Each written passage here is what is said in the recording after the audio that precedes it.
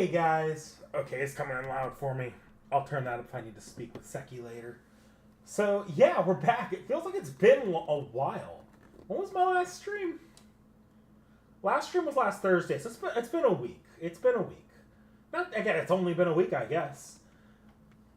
Maybe I've just been itching to get back, so it feels like it's been so long because I've been playing ZA. I just checked that on a whim.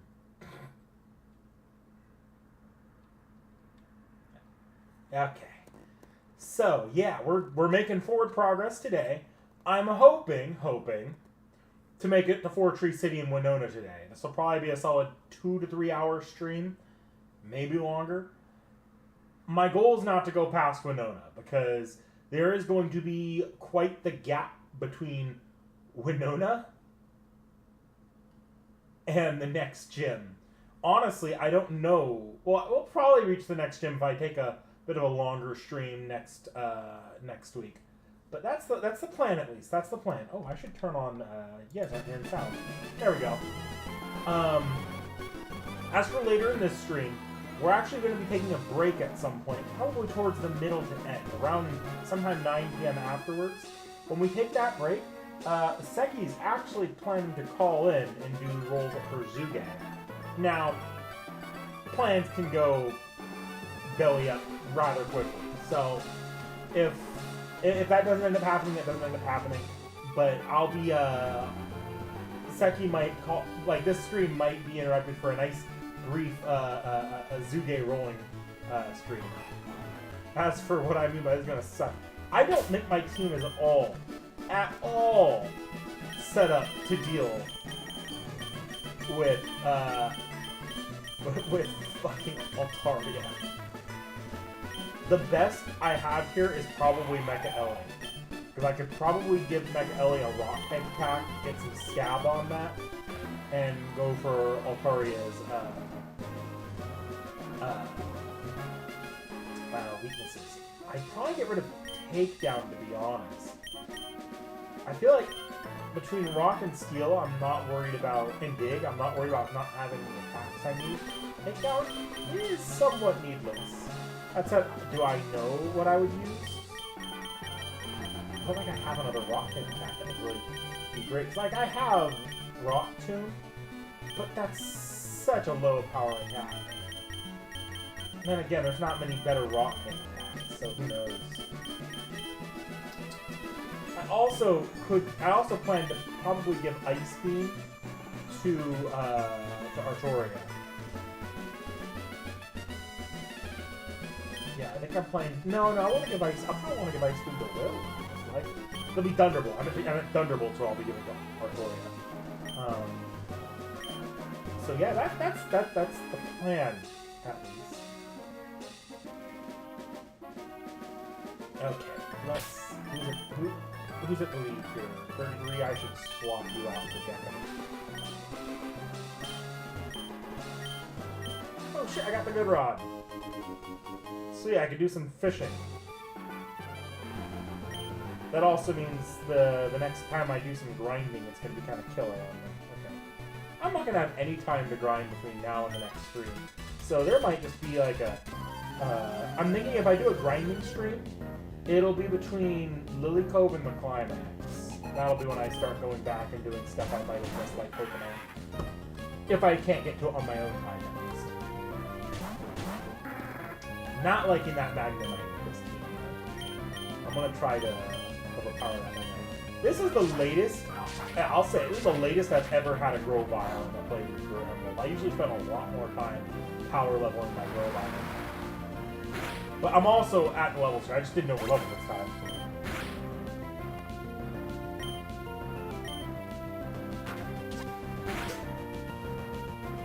I'll be honest. Yeah, in the last couple playthroughs I've done, I overleveled.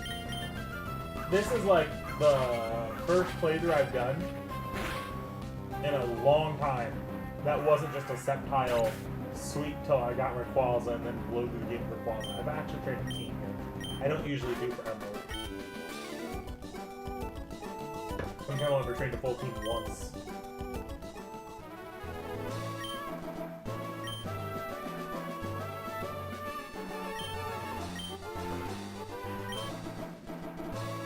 the battle.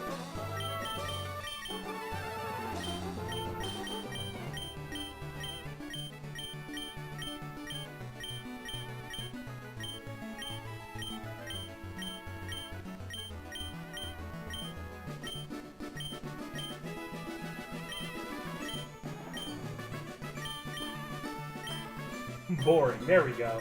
Just gonna insult these people. That's the perfect clincher. I feel like this looks like a great TV show. It's boring.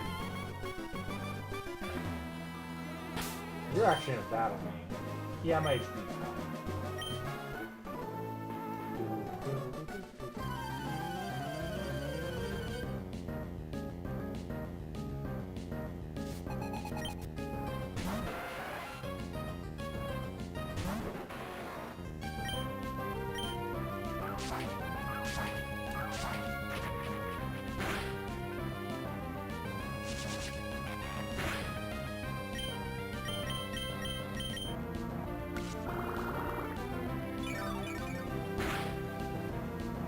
Yeah, my Grovile special is awful this run.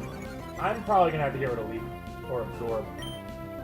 I don't know how Mega Drain would do, but Grovile has just been purely a physical attacker.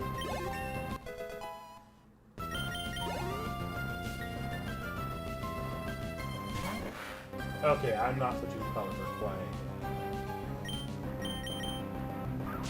The one thing that makes Grovile better in this game than he is in Oras is that Leaf Blade is a special attack. Grovile's not great at physical attacking.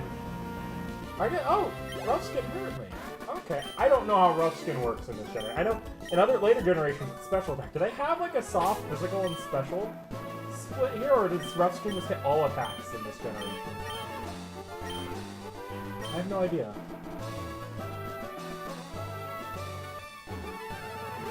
Oh, hi, Steven. I forgot you're right here.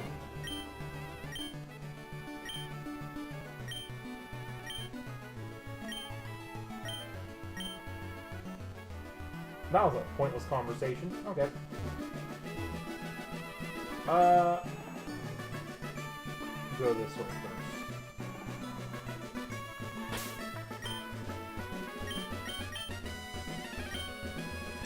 Hey, Frozen Lion. Oh no, YouTube's doing the @ thing again. Oh, I hate when they do that.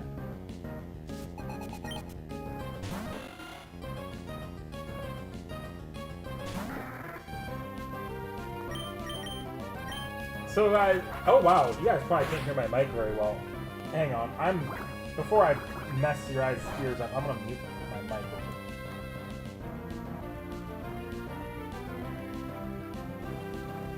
Sorry about that. I hope that's better. Okay. So I have been playing a lot of Legends CA lately. And the game's totally not controversial at all. Hasn't been sparking full-on online wars. Now, I'll say this: I'm actually pretty firmly in the camp. I'm really enjoying ZA.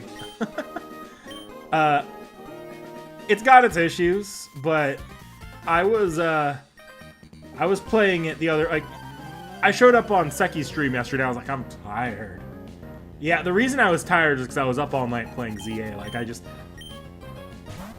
didn't exercise any self-control and played ZA, and that's also the reason I forgot to record or do the editing on the CCC off the shelf when I planned to, and had to do it yesterday. One of 88,000 or 8,840 Ice Lions. It's fun. I think the game has a good sense of humor, funnily enough.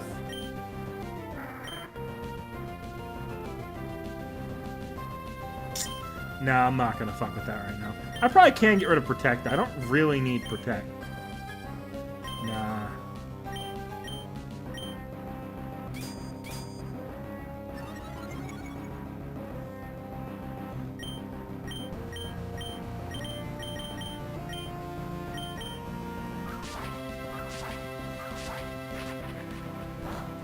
I think the biggest thing that ZA has going for it is just that the gameplay loop is pretty satisfying. It never feels like you don't know what to do. Like there's not a lot of downtime in the game. You're either in the daytime you're catching things or doing side quests, and usually that's going to take you enough time to get to night when you do all the trainer fights. And the trainer fights are all like it's very satisfying to play that battle system. It's not the hardest thing in the world, but it's very, very like fights go real quickly. It doesn't feel easy like it does in some games when you're playing like more modern games. Like you still have to be on your feet, but it's not. The fights don't drag. Is what I'm saying.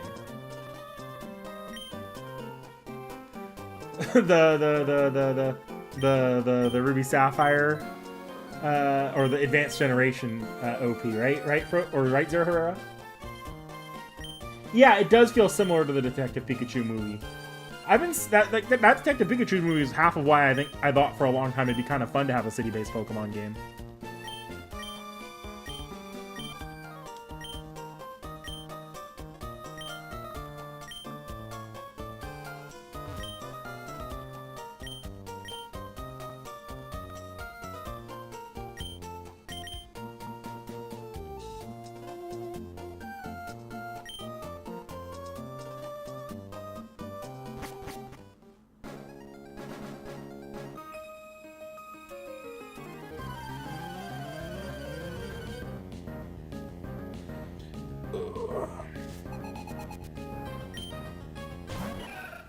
I guess on the FGO side, because I didn't talk about FGO a lot yesterday. Not that lots changed since yesterday, but I didn't talk about it at all.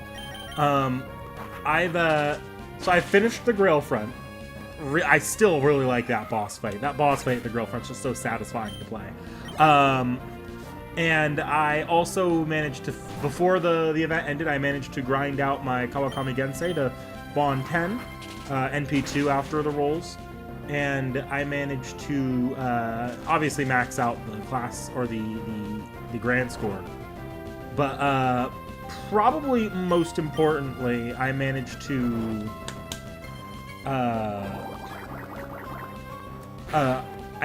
get my first Bond 15 in FG in either account. I got Bond 15 Koyanskaya. Come on, Burb, wake up. It's literally not doing enough damage to kill you, but you need to hit it. Are you kidding me? Max rounds. Why?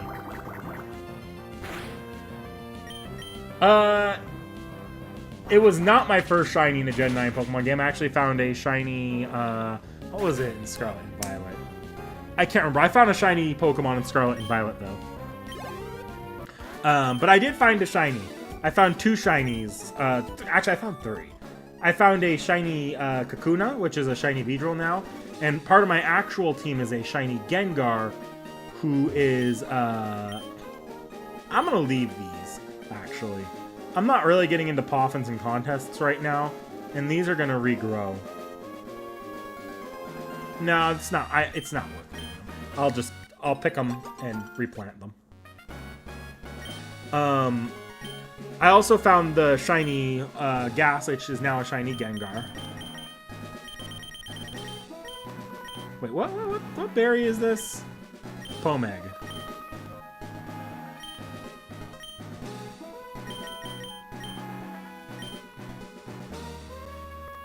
Okay, these are EV training berries. And then today I was playing a little bit, and I was a victim of the dreaded shiny Pidgey that flies away as soon as you see it. Because it's those Pidgey are programmed to fly away as you're moving through Lumiose. I was kind of mad, but I'm not that mad. I wouldn't have been able to see it before it flew away anyways. It's one of those Pokemon shinies that get me because of color blindness. There were two Pidgeys and I couldn't tell which one was which.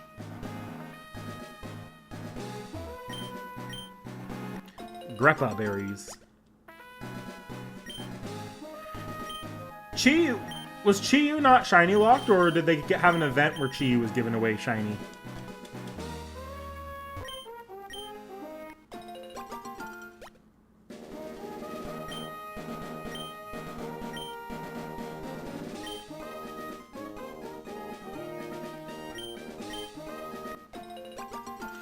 The Ephemeros tease.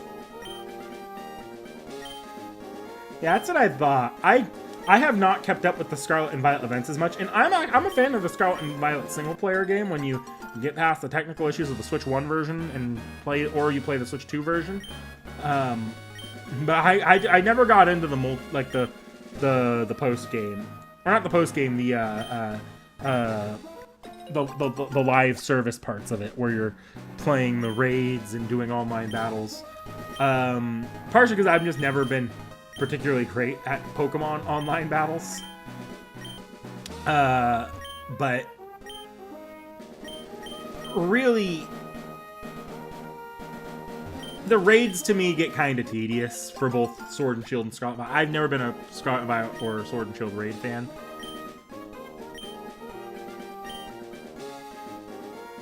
It feels like 90% of the time I'm just relying on the other players, to be honest.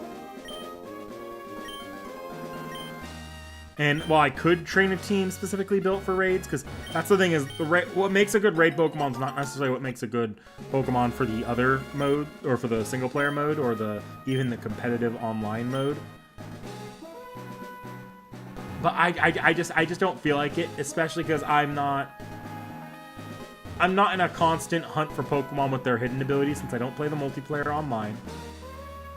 And I'm not pressed if I miss a shiny. So after that, she's like, oh, this Pokemon is available now. And she's like, okay, that's nifty.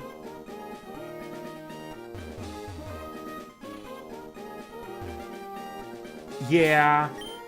Some people get really into it, and I'm happy that they've made it a lot more accessible than it used to be. It used to be very inaccessible. These days, though, anyone that wants to play can pick it up, and in a matter of hours probably have at least one competitive Pokemon trained, if not a full team, just depending on how far into or how much you've got in terms of money in the game.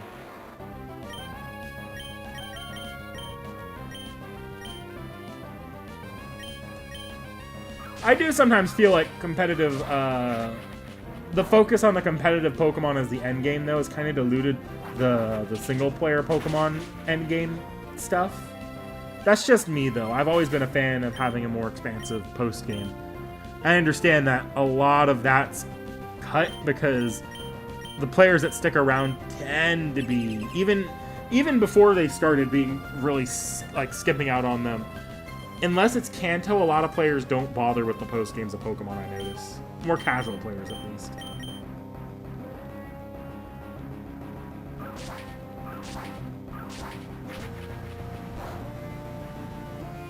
Getting a modded Ditto and just breeding repeatedly until perfect IVs in Matrix.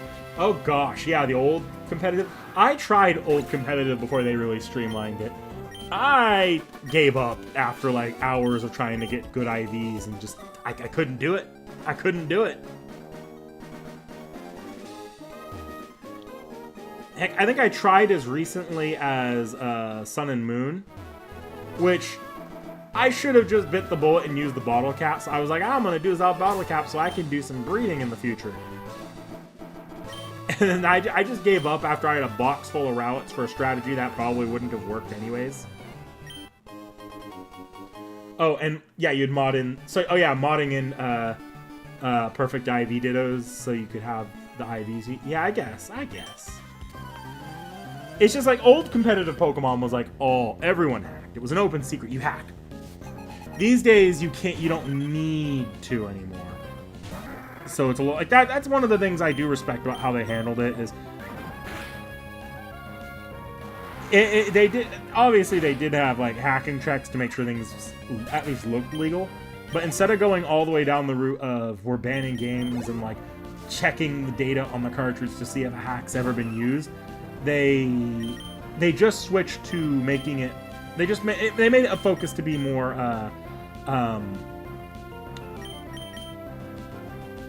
To be more accessible, so it's kind of eliminated the need to do hacks for competitive Pokemon.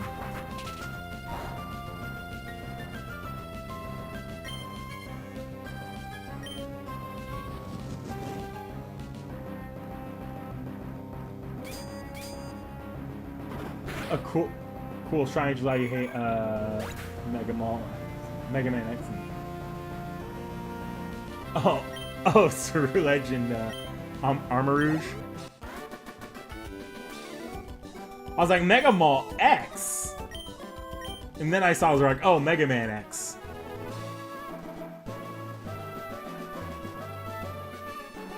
Let me say this, Mega Man Zero was like my shit when I was younger. I used to love playing the Mega Man Zero series. And ZX.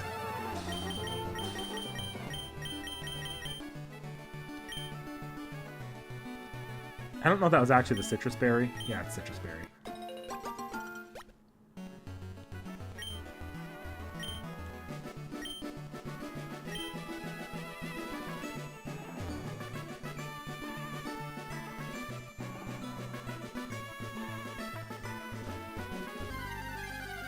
Honestly, I'm surprised I haven't got a wild Pokemon this entire time. Yeah, I already have you, Winkle. Guys, I can catch a Tropius if I want.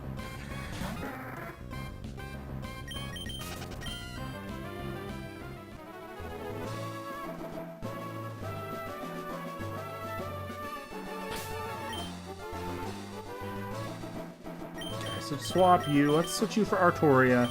Artoria hasn't gotten any use lately. Oh, you're not a trainer. A lot of trainers in this grass.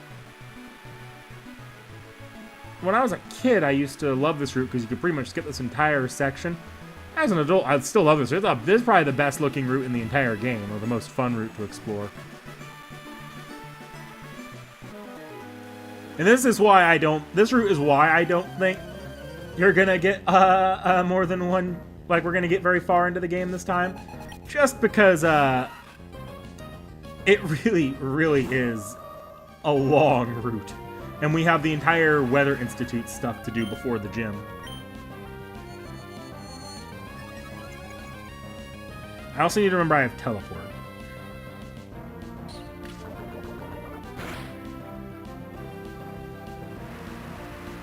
Minutes for...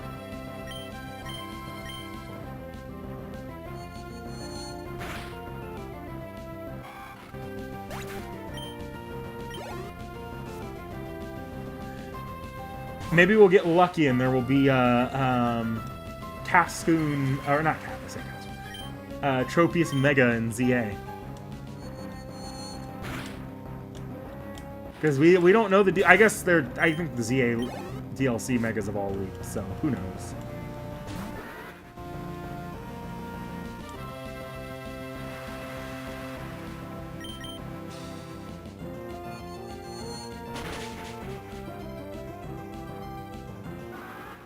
Or an evolution would be nice, too. Yeah. Tropius just suffers from being a Generation 3 single evolution Pokemon. It's not as bad as being a Gen 1 or 2 single evolution, but most of those Pokemon have started getting evolutions and regional forms. I guess that's another thing you could do with Pokemon these days, regional forms.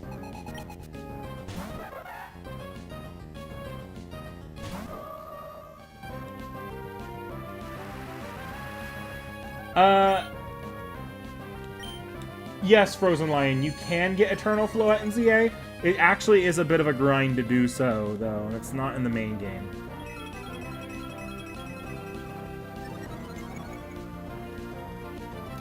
I don't want to go into it here too much, though, because that does get into spoilers.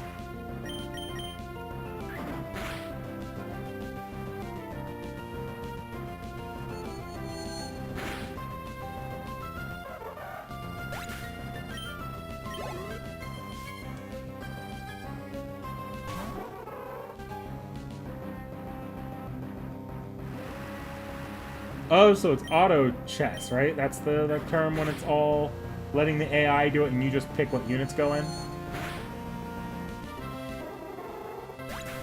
I'm not a fan of auto chess, by the way, so I could be wrong about that.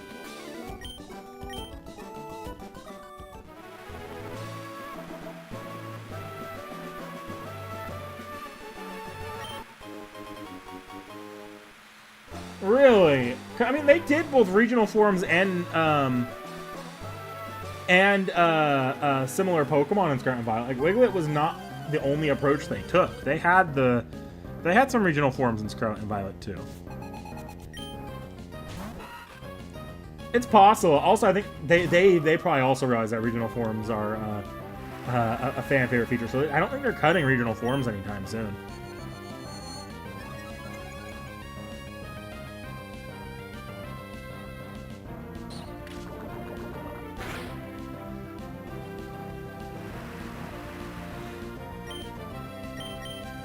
Also, if like say a non-regional form of a Pokemon can appear in one area, you have to keep the regional name like in classification, referencing an older region. But like, why couldn't you have a Alolan Geodude in new Pokemon region that just happens to not have Cantonian Geodude? Yeah.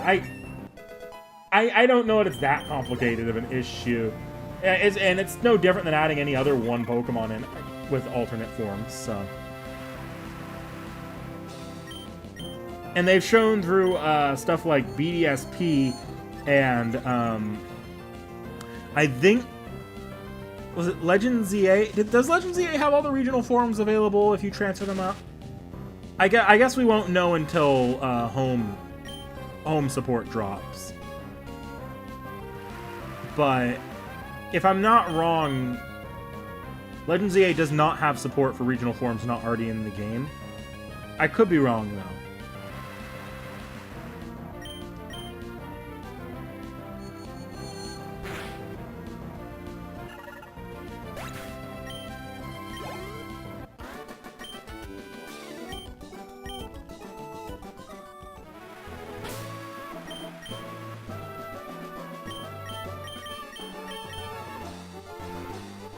I mean, it's true Pokemon Company makes some baffling...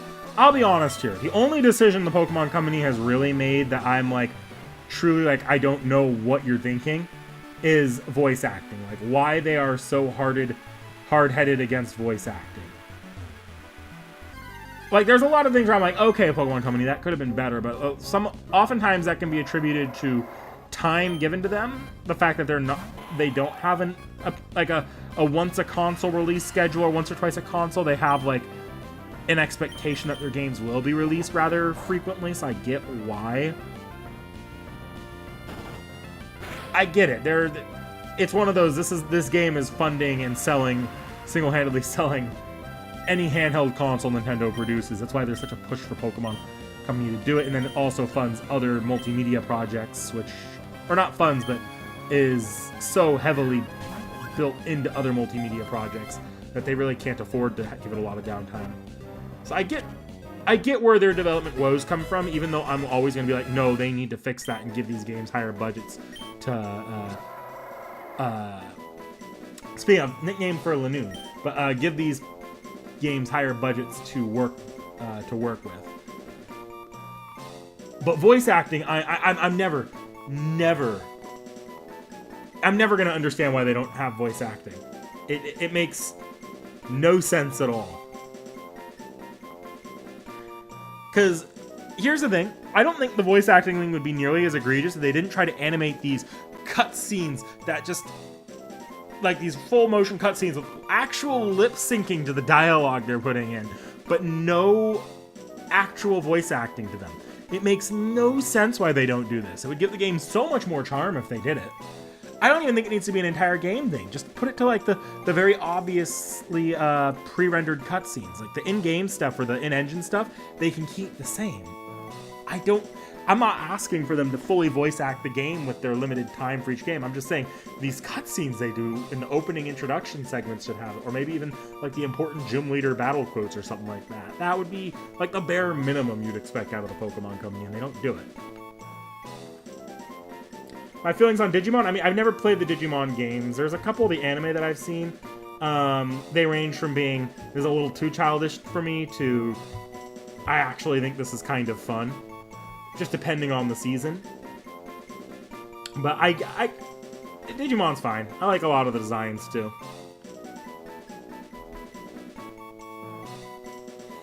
I've heard the games have, in recent years, really, really improved. Like, they're starting to garner a cult following.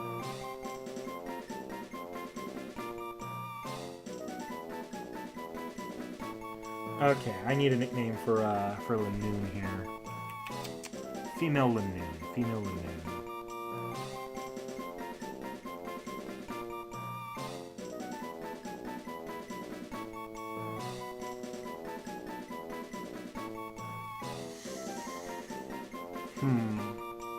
We're nicknaming so many Pokemon now. It's like, what do I do with this anymore?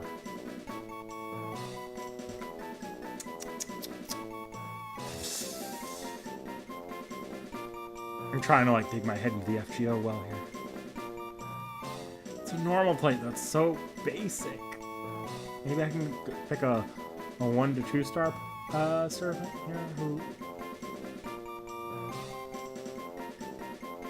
You're saying say? Okay, I need an idea, so I'll go say.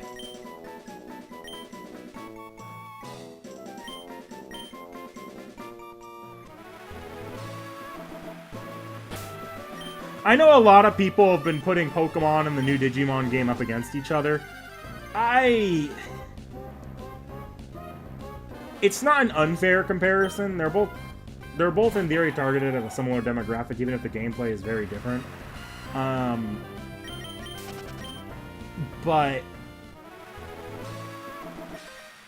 it feels a little pointless to me to be pitting them up against each other like that.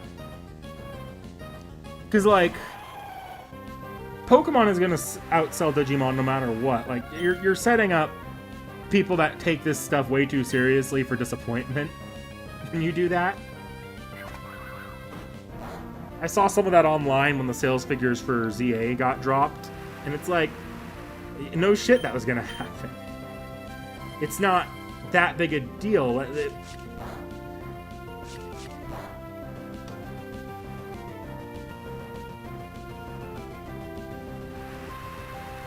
do you mean that it's not the same demographic, Frozen Lion?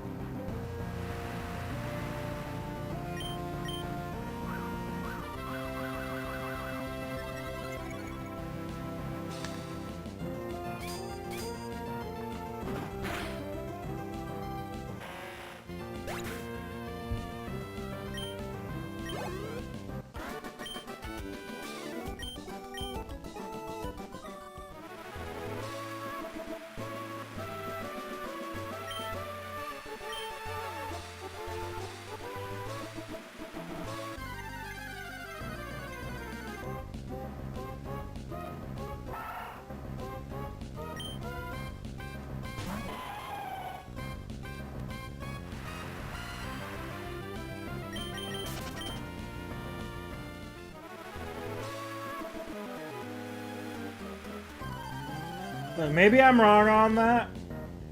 I have no idea. I just know that historically Digimon and Pokemon were targeting similar demographics. Maybe the series has really tried to mature itself as the years have gone on. I wouldn't really know.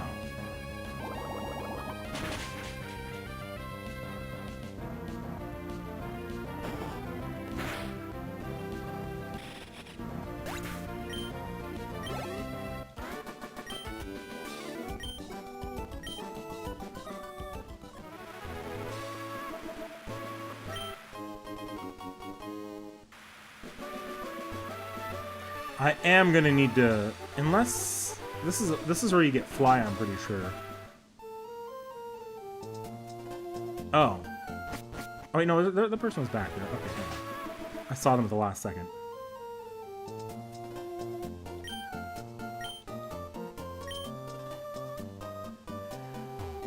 Okay, I'll be real here.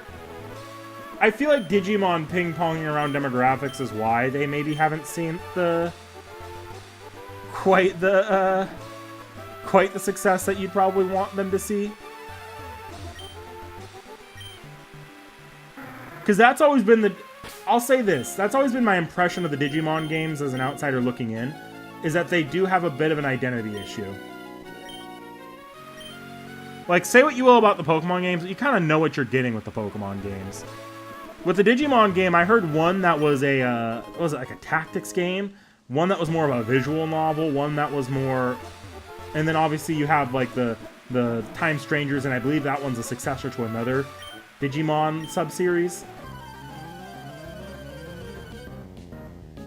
Pokemon, the vast majority of its releases outside of very, very clear spin-offs are very, very...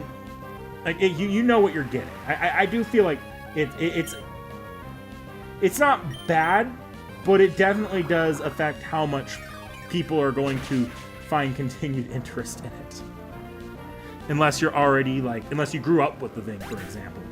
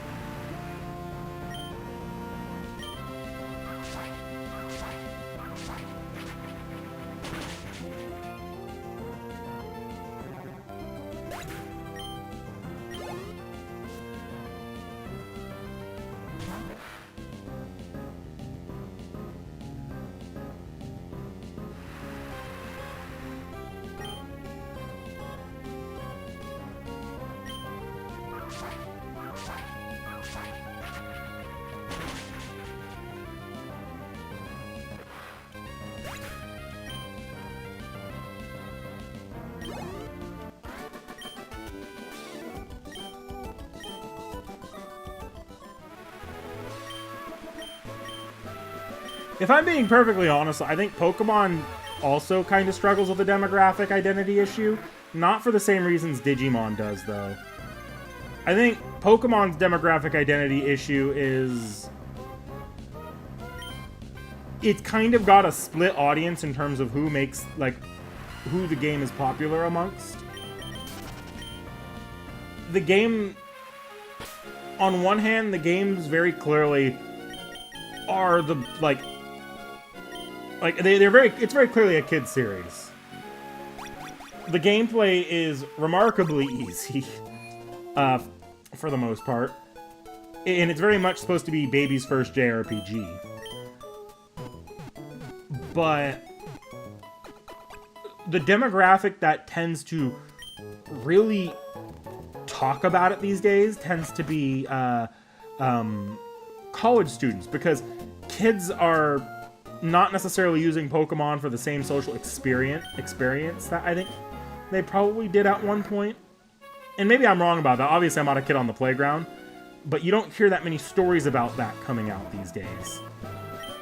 Instead, where you hear the most stories about Pokemon, like, as a social game, tends to come out of the college scene. Which is funky. So, you do end up with this issue of, as a single-player game, Pokemon's targeted at kids. As a multiplayer game, it's definitely a lot more of a college-aged adult thing.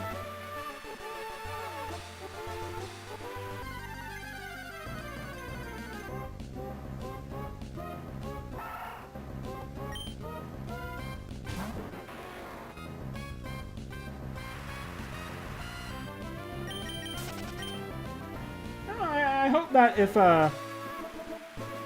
if Digimon is really on an upward swing of quality in terms of its games, I hope that continues.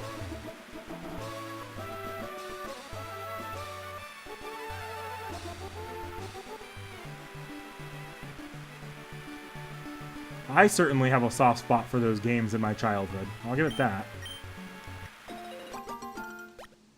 Not the games, but the series.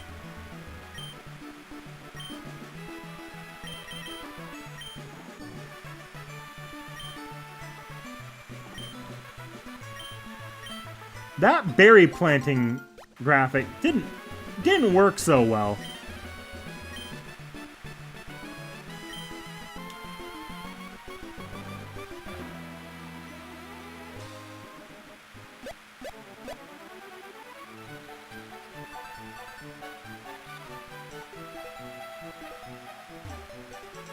Is there anything over here other than a cool secret base location? No.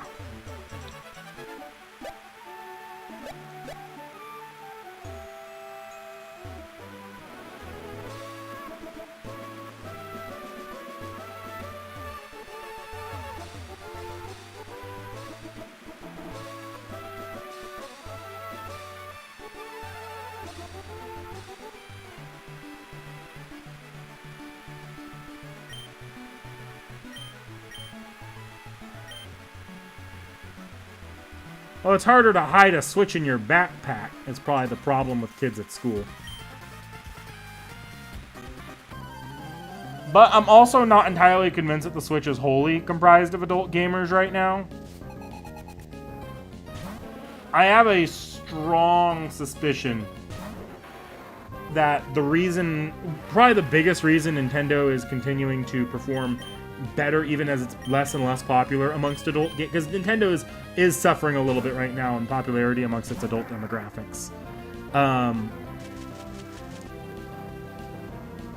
have a feeling its continued success is because it's a safe console, parent-wise. Because, like, once you get into adult demographics, especially if you get into the working age demographics, it's a lot more reasonable to buy something higher cost. Like, right now, believe it or not, the Switch 2 is the cheapest console on the market. But that aside, even, the actual games that tend to be given a lot of, like, focus and marketing on the consoles differs greatly. As a parent, you're probably not buying as many M-rated games, for example. And there are some exceptions. Like, Sony puts a lot of marketing into, say, Spider-Man, which probably has decent enough family appeal. But neither of the console manufacturers have necessarily put a lot of focus on family marketing, whereas Nintendo's done better about not focusing solely on family marketing. That was their problem during the Wii and Wii U generation. But they still, their games still are given a lot of marketing budget for their more family-focused demographics. And I do think that makes a huge difference in terms of their software sales and their hardware sales. Because even though I'll be right here saying that I've definitely not, like, obviously I'll talk about how, yes, the Switch 2 is objectively performing pretty well, despite the backlash against because of a lot of the controversies going on right now. I'll be the first to say I don't know a single other adult in my life that has bought a Switch 2 besides myself and my immediate family.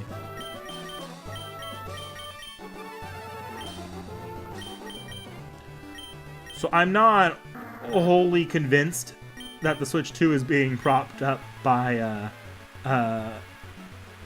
the adult-aged market right now. Okay, am I gonna have to I think I have to teleport again. No, it's just Burb that's getting beat up here.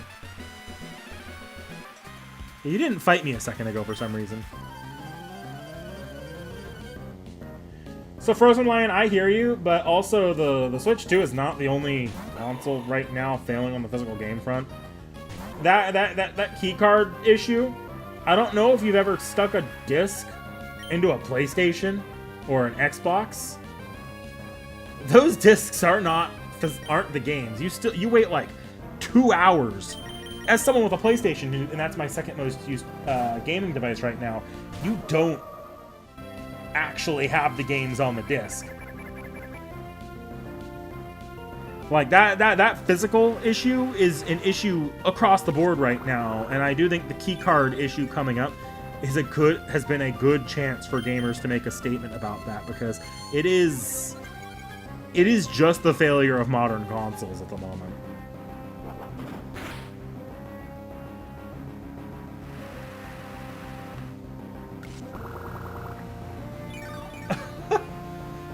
I forgot, Zerhura, that was you on the server who, like, the grill front was just...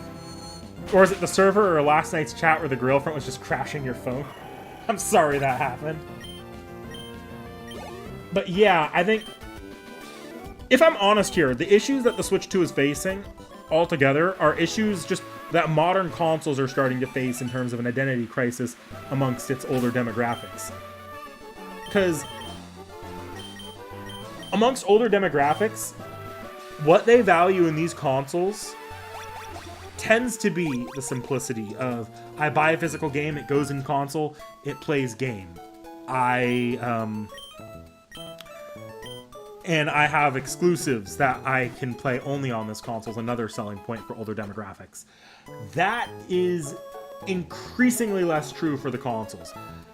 Xbox and Sony have almost no exclusives anymore, and all three companies are failing miserably at making the value proposition of their physical games feel like anything at all. Meaning, everything is switching digital, and increasingly, most games are available on more platforms. Which now raises the issue of price, which has become another huge issue. Especially on the Nintendo front, but across the gaming industry right now, because you're seeing $70 games, $80 games, even the $60 games. People are like, is this worth $60? That's because the adult demographics, you're starting to see more and more accessible gaming computers and handhelds. So those deals on Steam or those games that are getting remasters at full price look a lot less, make the console versions look a lot less appealing because they tend to be a lot cheaper on computers. The computer can run almost any game, and the ones that can't, you can do a little bit of yar-harring to get to work.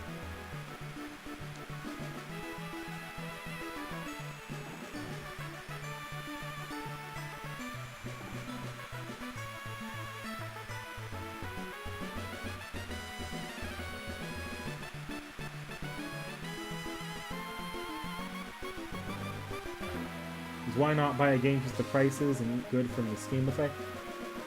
That's where I think a lot of adult gamers are at right now. And this isn't like, I'm not saying I'm a huge Nintendo fan. I'm not saying you're a kid for enjoying Nintendo or that Nintendo's doing nothing wrong because of all this. That's obviously not true. But I do think Nintendo's problems are problems you're going to see across as you get into, if a PlayStation 6 even comes out, or an Xbox, then a new Xbox even comes out, you're going to start seeing these issues crop up more and more. And it's just because PC gaming is becoming that accessible for the adult demographics.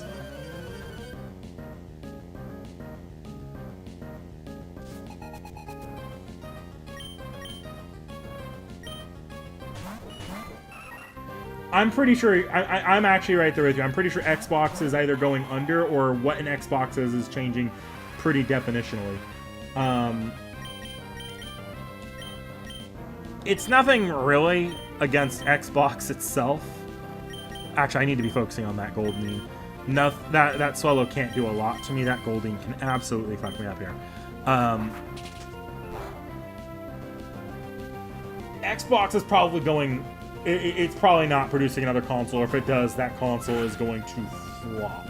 I think Xbox has taken the brunt of it this generation in terms of the console identity crisis. PlayStation and Nintendo, PlayStation because of times exclusives and Nintendo because of exclusive IPs, are doing better.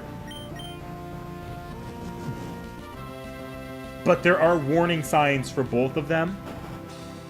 And I do think PlayStation needs to seriously think about its future as far as its its Steam releases have been going. Because a lot of that was, well, I think a lot of that's motivated by the cost of games being so high to produce for PlayStation, but that's its own thing, is I think they probably need to focus more on games like Astrobot to really just maintain the console brand if they're going to maintain it.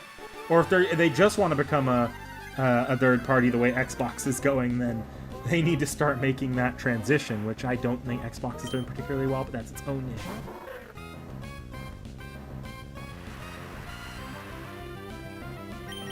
Are they trying to be a Steam competitor, though? I mean, they're talking about Xbox integrating Steam into it. I'm pretty sure Xbox is losing to Windows, which is hilarious. Because the Microsoft as a brand has no issue if Windows is doing better as a gaming platform. But I think I need to teleport back again. Because I got poisoned by a wild Oddish. Damn it. Yeah.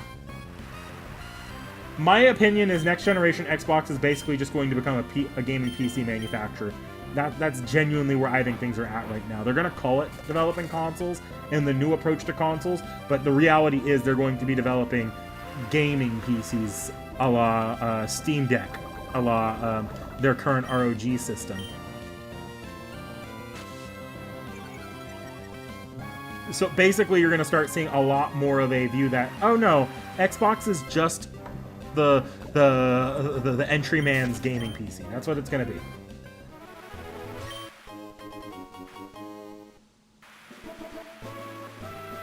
Yeah.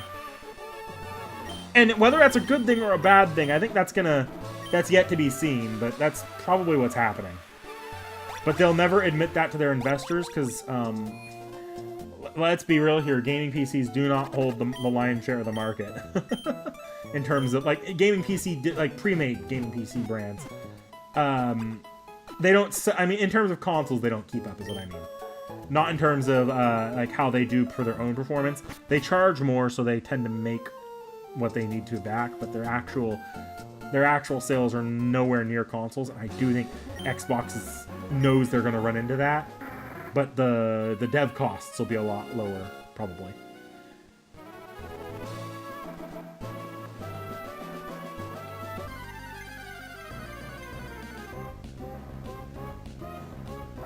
I'm pretty grim on the future of console gaming. Fully honest here. I do think the Xbox One I think was just a PR disaster, which is hilarious because a lot of the stuff in the Xbox One that was very unpopular, it's not wholly true, not on the surface, but it's also still a thing across the market. Because that's the funny thing about these horrible console decisions that people hate. Oftentimes, those decisions are made because that's just the direction the market's going. Just the first one who's going to step in that direction is always going to be the least popular one to do it. Oh yeah, it would have made their current position better. I think, if I'm honest here, Xbox's issue from jump has always been the lack of, or since the original Xbox. To my understanding, the original Xbox, and I didn't play a lot of original Xbox. I was more in the 360 era and the One era. I played some Xbox. Xbox has always kind of struggled to maintain its IP variety.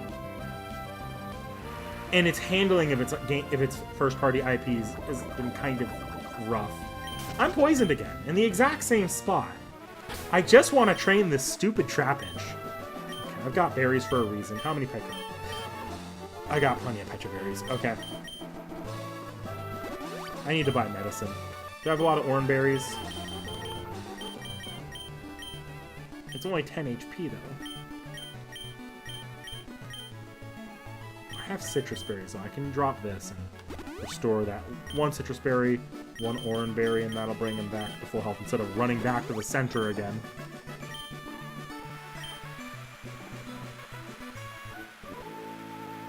Thank God of double battle.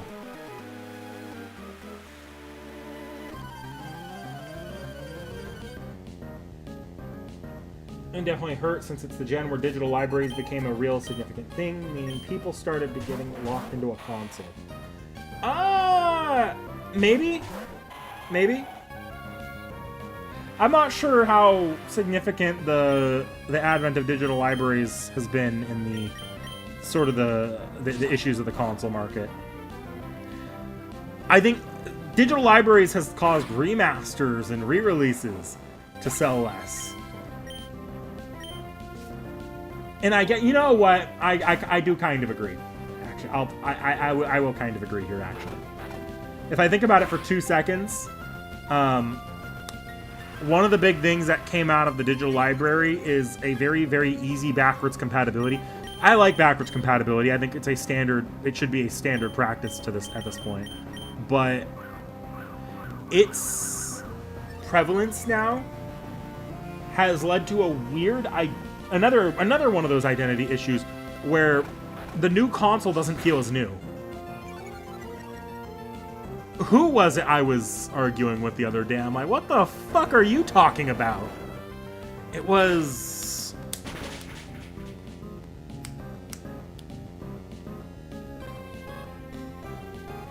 Gosh, I forget. But basically the... No, I guess that doesn't really make my point. I don't know.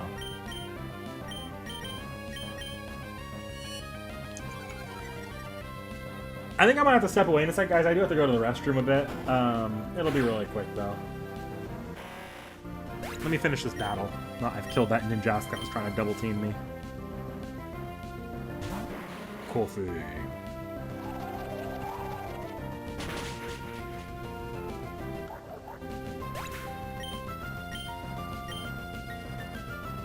I need you two to level up.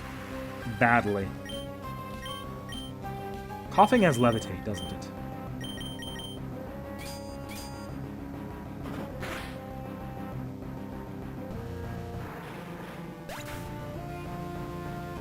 Bucks or more invest in digital games and significantly invest in physical.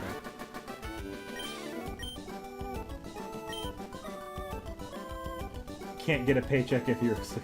Fair enough, Frozen Lion. Have a good one.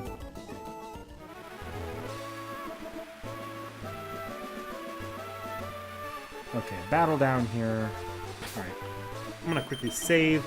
We're gonna go into a be right back screen. I've just gotta run to the bathroom. So let's see. Waiting room. Be right back, guys.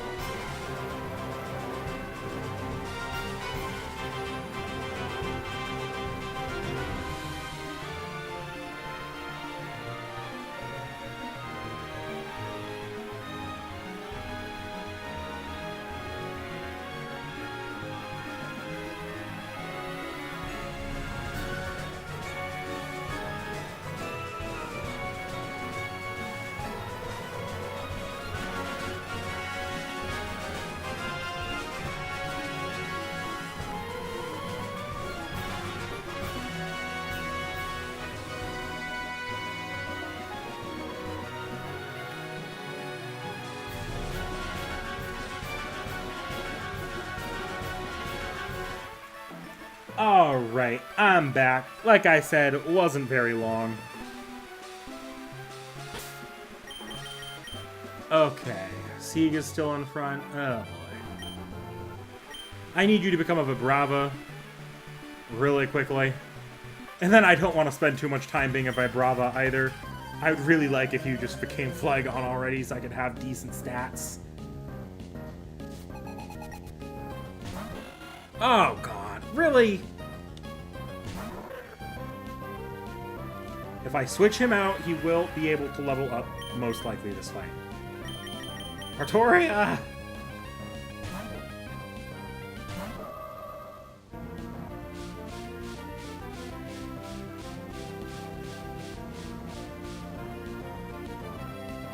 The one problem with Artoria is she has one good attacking move. And part of that is I've kept Teleport specifically to make this route a lot more bearable.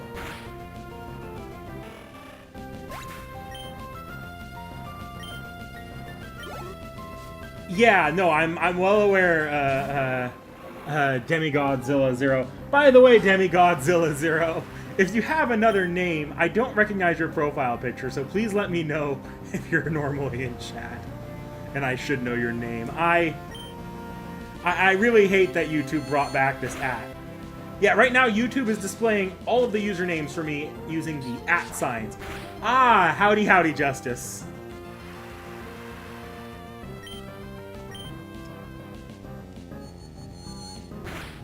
Yeah, no, I'm very well aware that it's not gonna get easier for me with Vibrava, but I can at least give Trapinch, or at that point Vibrava, I can give him he's still level 33. I can give him a good attack at that point. Like a single special attack. I think he even gets Dragon Breath on level up.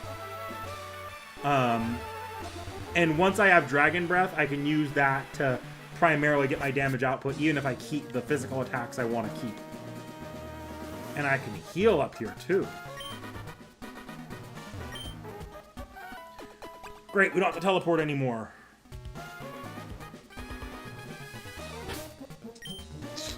But you're gonna be a Pokemon that Trapinch can't actually do anything against.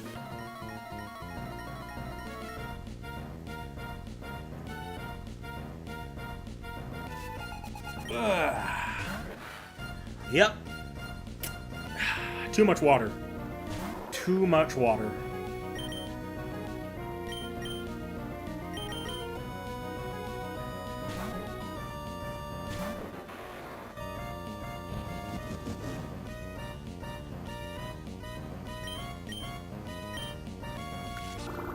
I can't remember if... So I need to see if this will get me Rough Skin.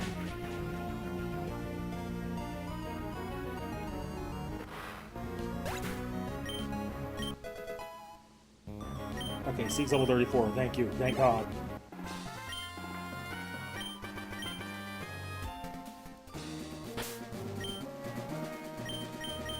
Okay, you can go out of the front of my party. I think you only have one more level, and then you're a good Vibrava that I can teach something that'll hit. Until Outer Worlds 2. Oh, Outer World. I forgot Outer Worlds 2 is releasing so soon. Ceiling glass fan glass globe. What?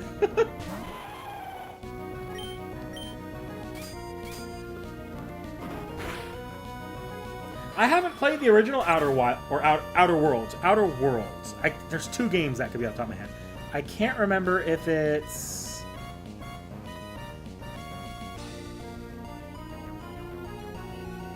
That's right. It's the one done by the Fallout people. The people that did the original Fallouts. I heard good things about it, and I kind of want to try it at some point, but I haven't found the time to. And I know those games get kind of beefy, so I haven't really given it a shot yet, because I don't usually have a lot of time to game.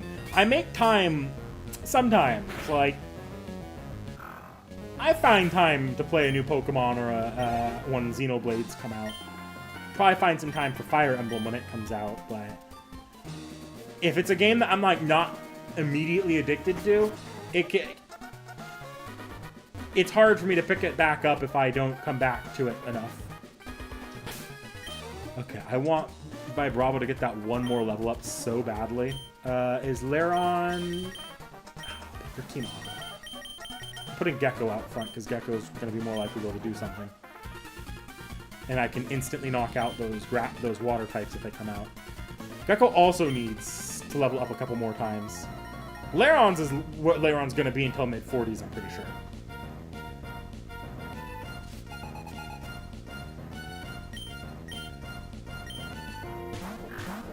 Ah, it was Outer Wilds. Okay.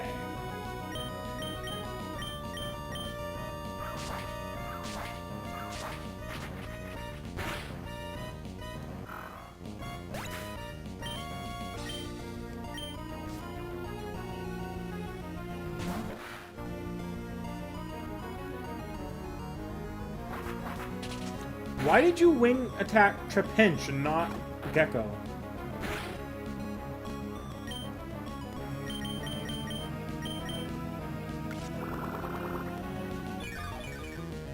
So, okay.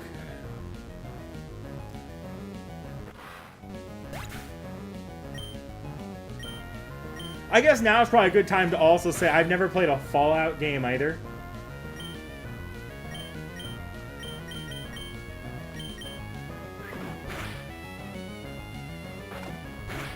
I guess that's half true. I think I played like Fallout Shelter before. That's it. And that's obviously, that doesn't count. That just doesn't count.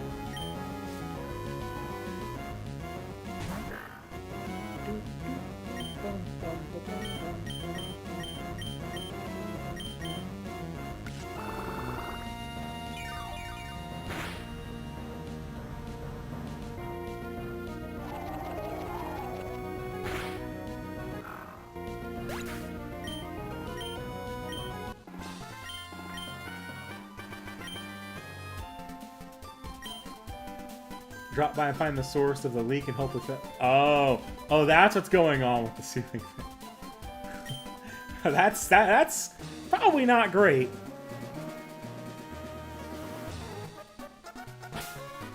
Okay.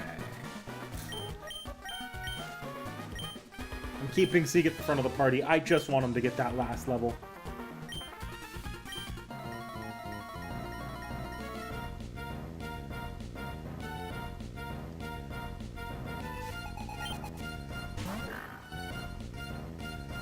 Holy thing that I actually might be able to fight Batman. Okay, here we go. Or you could miss. Or... Fuck.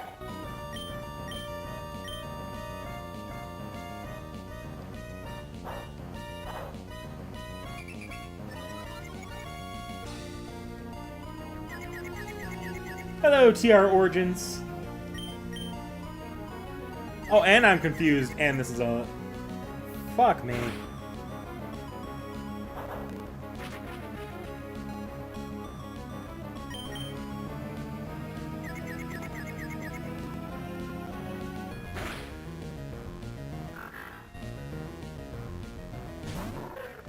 Thank you.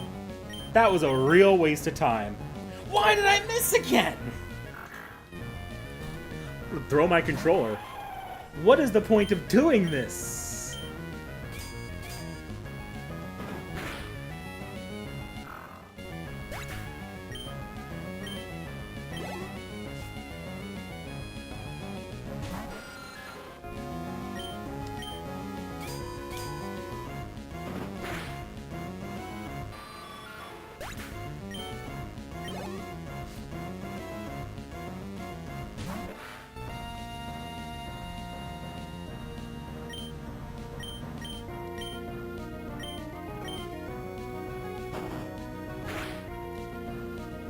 Yeah, Mecha Ellie hits like a truck. I'll say that. Mecha Ellie has been very, very good since evolving. With attacks that actually work. Like, Mecha Ellie and Artoria are probably the Pokemon I have in the best position right now. Gecko is very squishy and really can only do damage with Leaf Blade. Sieg is Sieg, and Pelipper is kind of only good with type advantage. I'm gonna go heal, because I do want to keep Sieg at the front of the party. What's up, Dohiwario?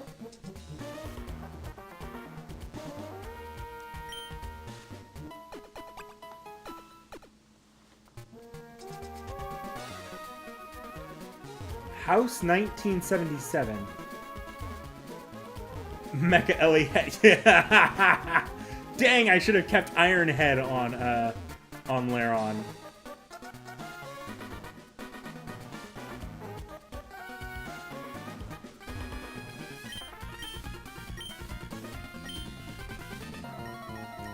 I love how minimally designed these admin sprites were compared to the remake designs.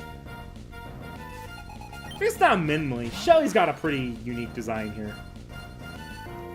Of course, the first thing to come out is a water type. God, I love training Trapinch.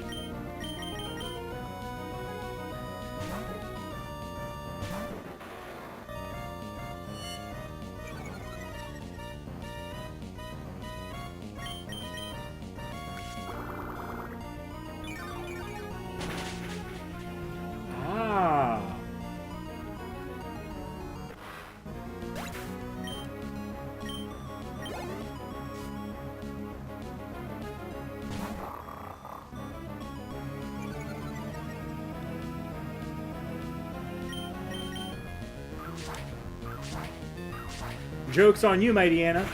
I get to attack Leaf Blade with special attack stat and not physical.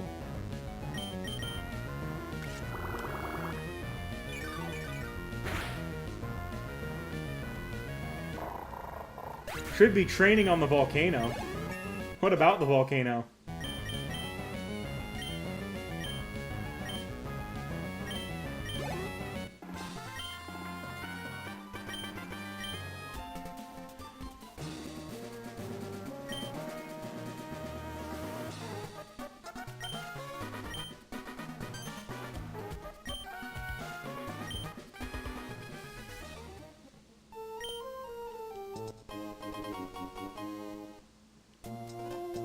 Guys, I need a nickname for a cast form. Weather Pokemon. Weather. Oh, I know it's male. Fuck. I was like, this is the easiest thing. I wish it was female. If it was female, this would have been so easy. We would have just named it Wangina.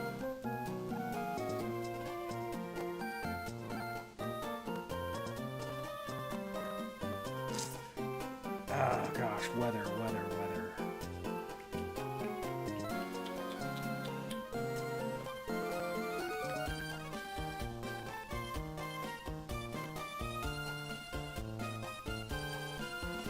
Zoo, never mind.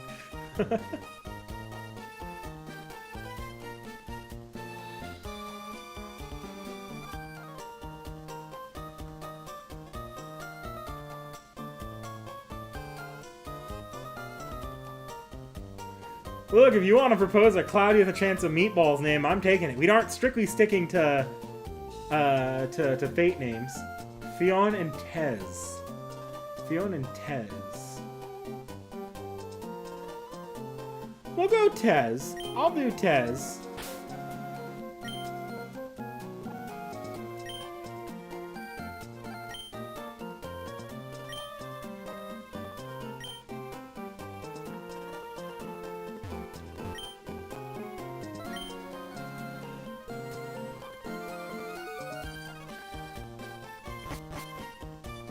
Okay, go heal and then do that, because I have a May fight coming up in a second.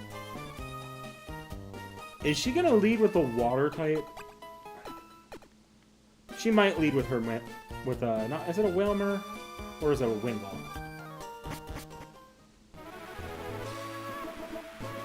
I'm still leading with my Trapinch, but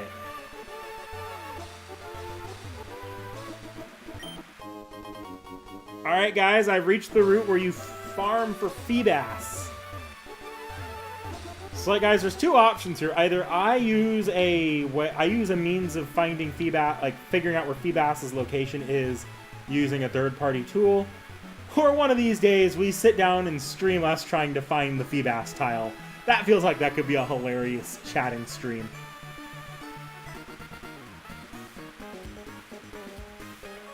Give cast form an evolution? That could be interesting. I kind of agree there, but I'm also a big proponent of Pokemon falling off. Give it an evolution until it's got 3 evolutions, then figure out what to do with it. I knew you'd start with Pelipper. How the fuck did I know that?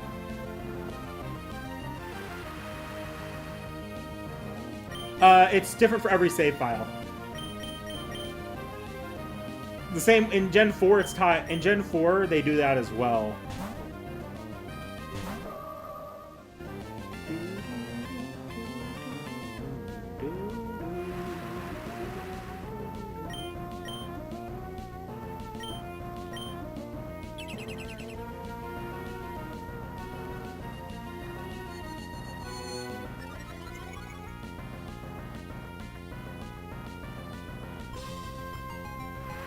Now here's the question, do I go for a sweep or do I...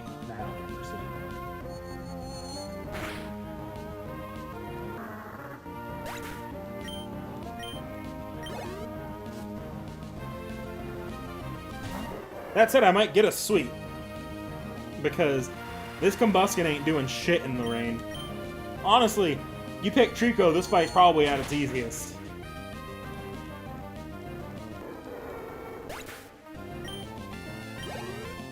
Become a monster like Drabrig.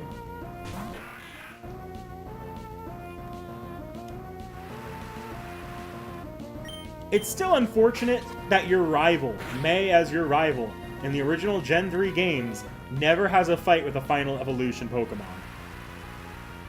They had to actively add an extra fight at the end of the remake in order for her to finally use the final evolution Pokemon.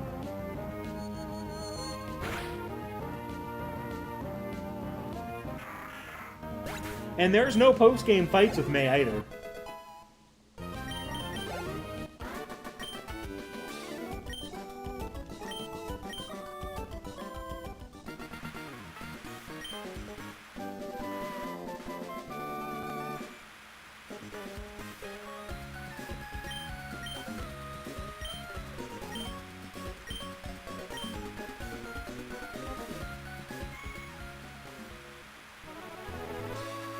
Not cut for time dash budget.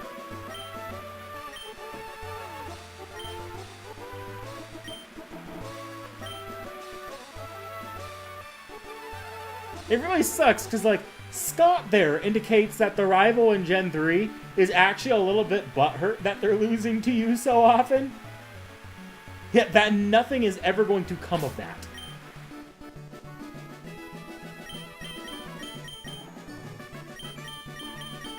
Right now, I am not worried about Mecha Ellie or Artoria falling off on levels. At all.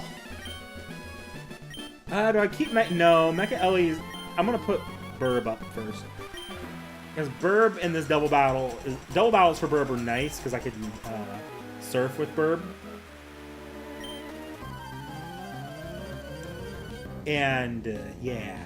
And surf in this generation is so nice for double battles, because it doesn't hurt you. Or I could fight a Manectric. This is bad. This is bad. Okay. Now here's the question. Do I sack Burb knowing that I can immediately get to Four Tree City after this anyways? Yeah. Or you give me a free turn.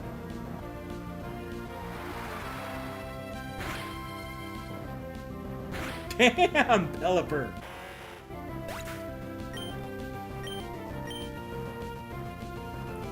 Wow, is Burb really going to do more in this fight than Seek is? I need to guarantee that hit. And this is going to knock out Burb.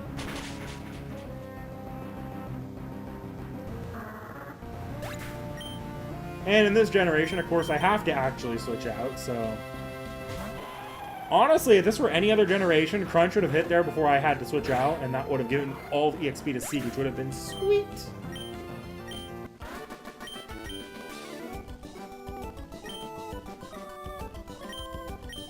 Yes, yes. Flygon is ultimately going to sack the Burb.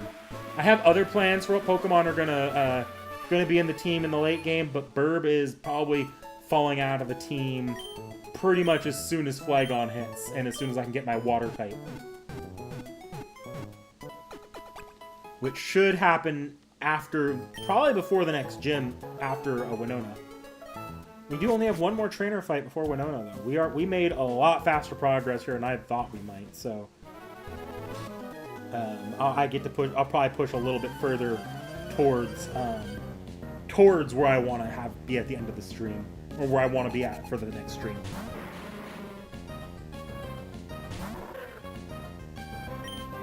Coughing has Levitate, I'm 90% sure.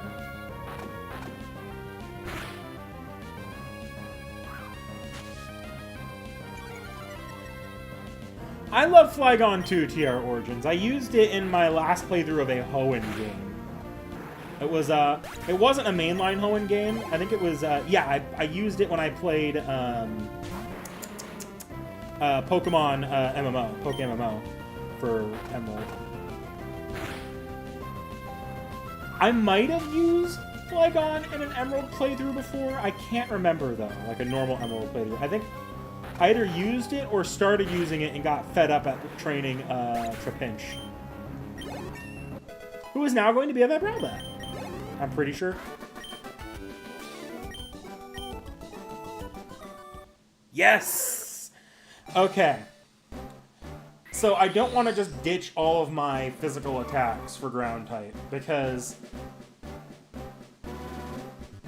Okay, yeah, I don't want to just ditch all the physical attacks. Because ultimately, Flygon's going to be a good physical attacker and special attacker. But I need to give Vibrava some special attacking options, which right here, Dragon's Breath. We're replacing Sand Attack. That is going to be my primary attack for a while. Although I don't know if...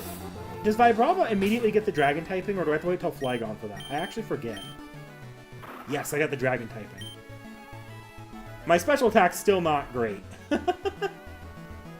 Actually, my physical attack on Vibrava is insane still. Meaning, I probably have a plus physical attacker. Noted. That also means that Vibrava is probably gonna kind of suck for a bit. I guess its physical attack's not that much worse than Laron's, and Laron hits like a truck, so I just need to have better physical attacks. But yeah, special attack ain't doing much.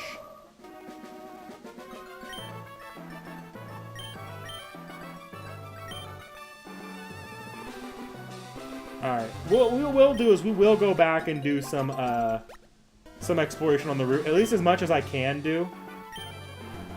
What was this? Where is this Leppa? Pomeg.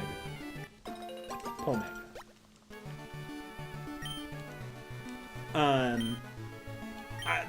If I need the other bike, and I did see a spot I need the other bike, but I think that was just a shortcut, that wasn't an exclusive area. I won't be able to come back to it until after I've gotten Fly, because I'm not going all the way back to Mauville at this point to go get the Mach bike. Not until I have Fly. No, Flygon does not yet have a Mega. There's still a chance with the DLC, but I'm not liking it. There's some stuff down south here surfing-wise, I'm pretty sure. So let's go take a look. Who's at the front of my party? Put Laron at the front of my party.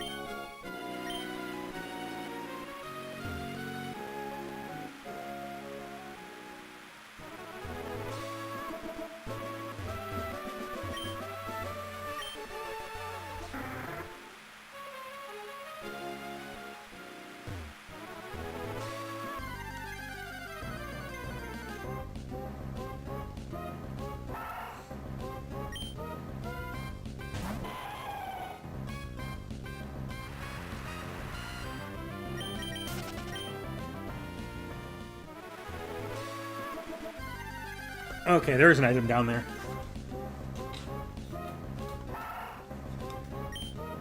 We will have to push into the next route a little bit, though, because it does stop you from going into the gym immediately. I have to wait until I've gotten the... It's not the Sylph Scope, but it's the equivalent. It's like the Devon Scope or something like that for seeing Kecleon. By the way, guys, start thinking of a nickname for a Kecleon.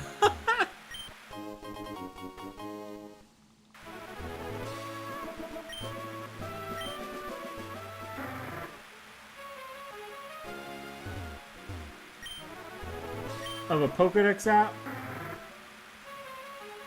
I mean, I'm not that worried about it. Assassin.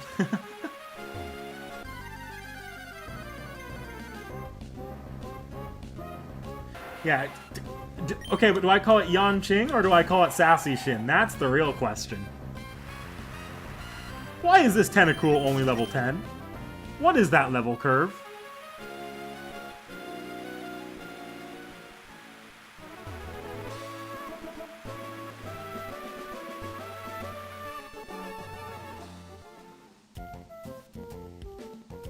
Yes.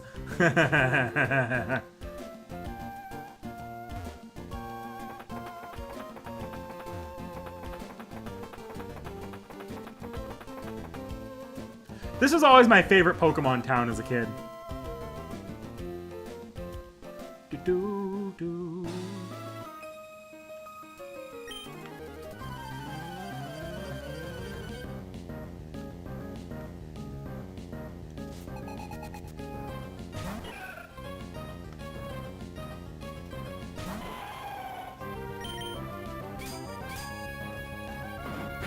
Yeah, there's not much in it. I guess it's not entirely pointless. They have a secret base item store in it. if I remember right.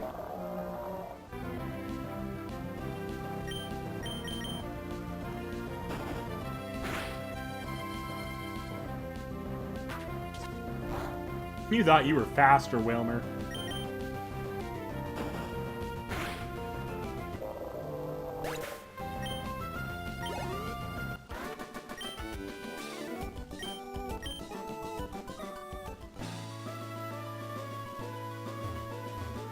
Oh, I forgot there's a Kecleon on the way.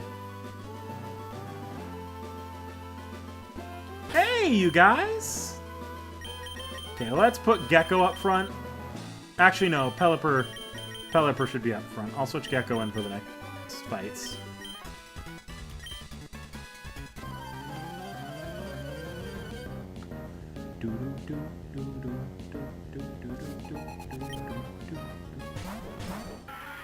Yeah, maybe Pelipper was the bad idea.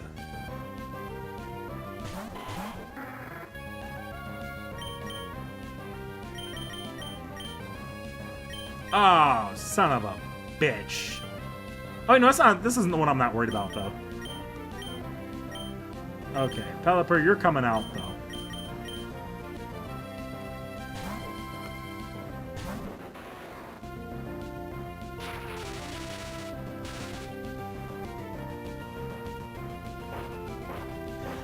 I hate status conditions so badly. My favorite generation with status conditions was always Sun and Moon's era, because you could just use Pokemon and Me to heal your status conditions right afterwards.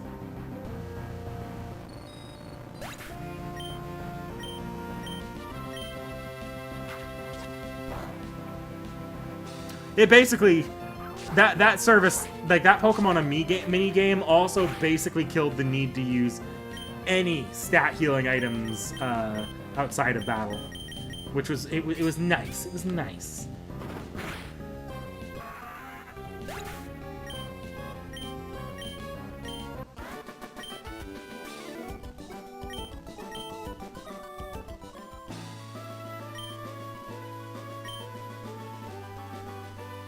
I'll give you another name here.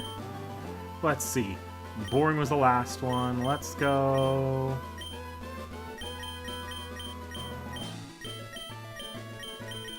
I can't.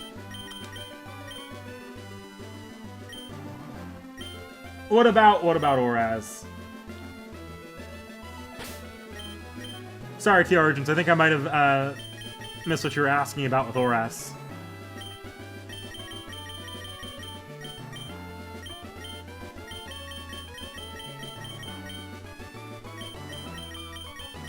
Do I have any paralyzed heals?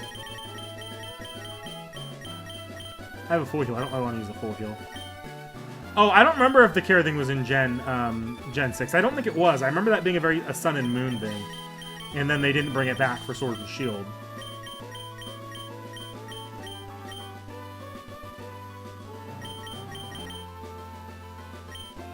Did I click? Oh, I clicked Chesto. Resto Chesto.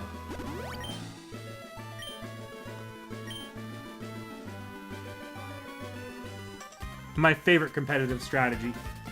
Let a Snorlax go to sleep and then eat. It's also very not cost-effective in single player.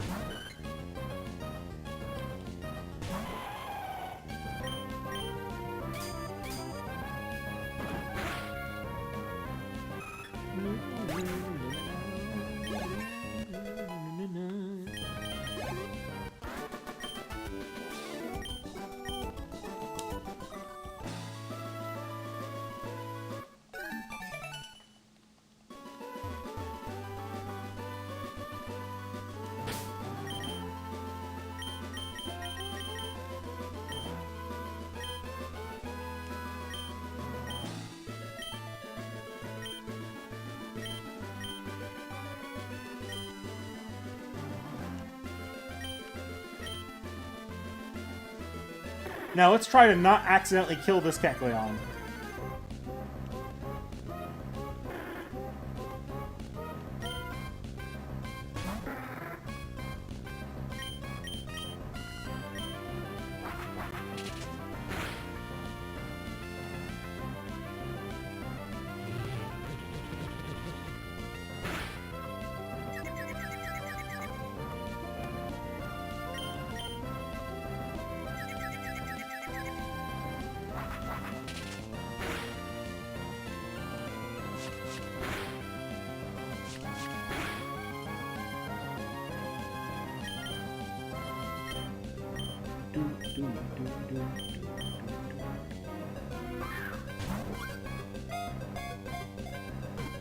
Thoughts on the new Liz?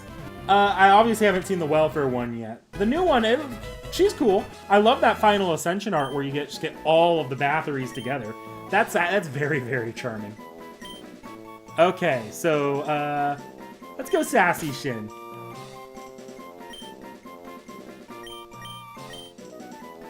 Oh, I have just enough space too.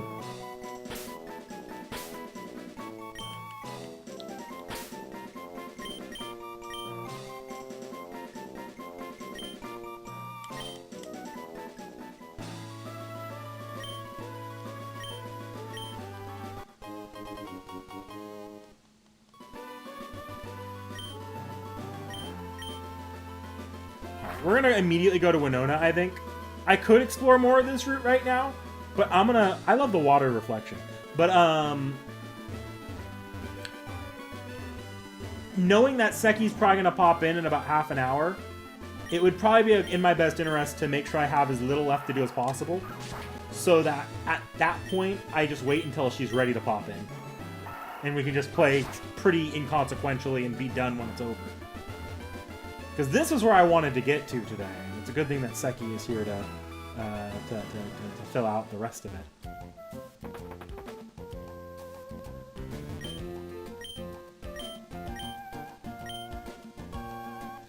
The one Kecleon that doesn't battle you when you reveal it. There's a couple other Kecleon that are static encounters in the overworld as well that you can do. Like the one that was there on the way to the surf area I almost went to. And then there's the Kecleon in... there's another Kecleon on the road going south. I want to say there's one in... Like, there's a grass area with a bunch of trainers. There's a Kecleon blocking one of the non-grass paths. Who give unique buffs now. Summer Miyu, Shinsengumi leader, and now Liz. Yeah, because she does buffs for batteries, right? My favorite stupid comment, and I saw that, I don't remember if it was Rio Emerald or, it was either Rio Emerald or Auto Beam. One of them was, like, commented, and this is how I saw it, that At Media made a specific listing for Elizabeth Bathory trait servants. Which hilariously does not include Carmilla.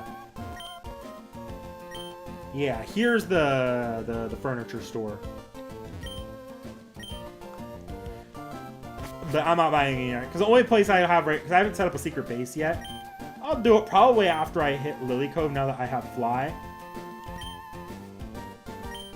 Because once I hit Lily Cove, what I can do is I can set it up so that the, with Lily Cove I can set it up to be, I could set Lily Cove, I can buy, like, fun, cosmetics there. Mom on TV. There's something about this trainer that piqued our interest. We battled Nick-Nack before. We can attest that the trainer has most definitely improved from before. Not much. I knew we were onto something special when we spotted this trainer. Thus I did this to determine how strong a trainer is. Well, the fact of the battle investigation. That's how we ended up in battle with Nick-Nack. In a dominating performance, we were flattened and rolled and tossed aside.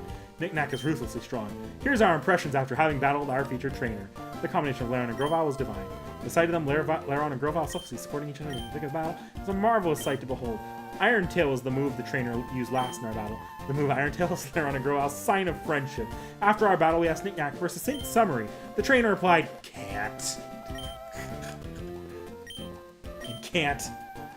That's deep. The media was a mistake.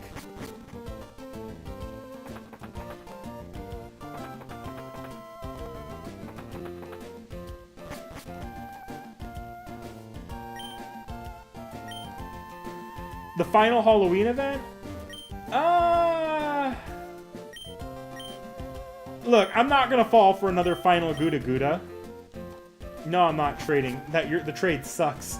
I'm not gonna do a fall for another final Gouda Gouda, but I can totally see this being the final Liz event.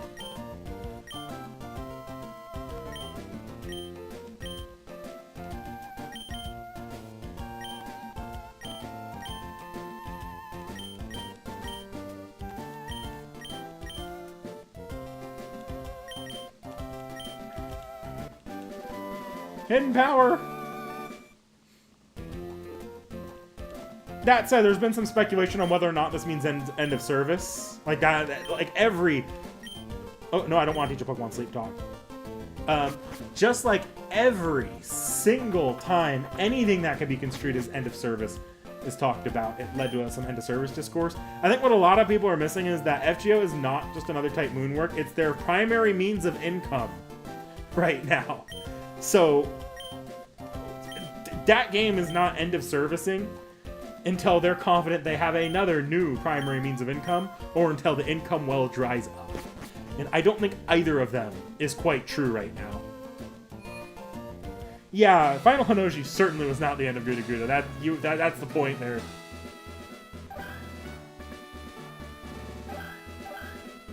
I actually want to fight this trainer. Let me fight this trainer. Okay, who's in the front of my party? Bird.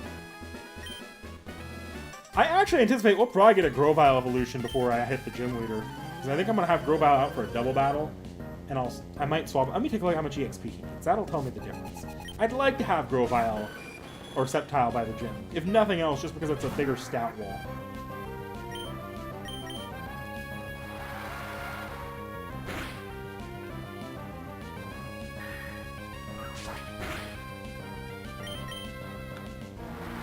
This gym is a Nuzlocke killer. Because Altaria is annoying as fuck to deal with because she is one of the few Pokemon in this entire series even that's gonna do setup sweep strats. So you have to kill it before it sets up too much, or have to have a way of getting rid of that setup. Okay, what's my EXP looking like on Grovyle? I wanna...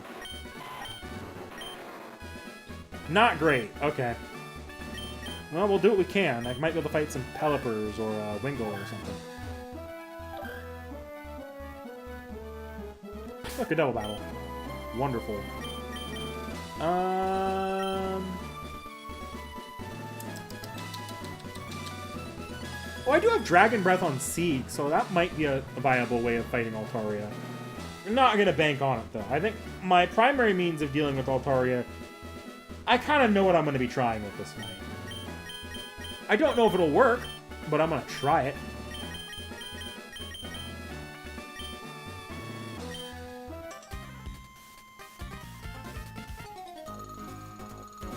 Still have no official confirmation on a single Grand Saber, like who Grand Saber would be.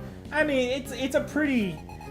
I get the frustration not having a... Or wait, is there... I don't think we're going to get other Grand Saber candidates. We might see other Grand Servants in story, but I think we're past the era where it's like, oh, there's a Grand Servant. No, there's multiple Grand Servants. Because Grand is just a title that goes to various different... It's not a singular position. It's a thing servants can qualify for as needed. So there's no Grand Saber. There are servants that qualify as Grand Sabers.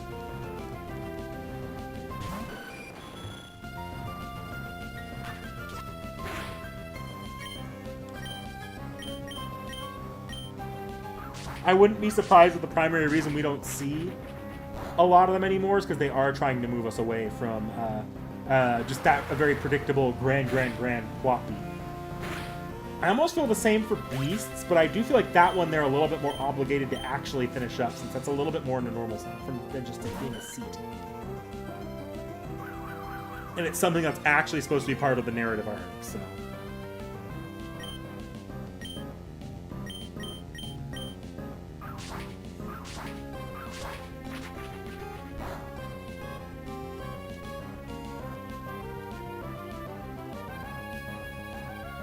Yeah, that's kind of my alternative strategy, just depending on what I do. Like, those are two possible strategies I'm going to go with here. Either set up for a full-on sweep with Lairon and try to tank Dragon Dance. Or the other strategy is pray that Gardevoir is faster than literally everything else. And make an attempt at sweeping with Psychic.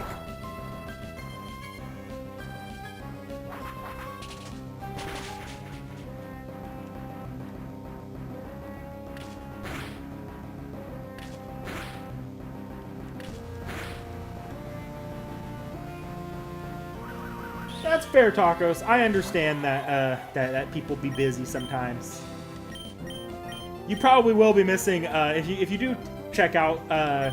You probably will be missing that the Seki Zuge rolls later, if they happen on stream. We're still not certain. I haven't heard from her, but she said probably. Last I heard. And Fly. Okay, now Fly is the scary one, but all of them are scary, to be honest.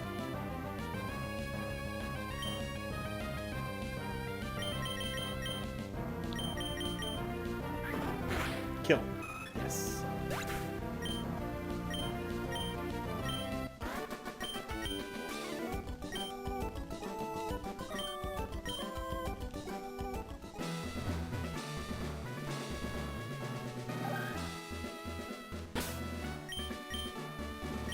I have not bought any healing items, really, which will make this kind of funny.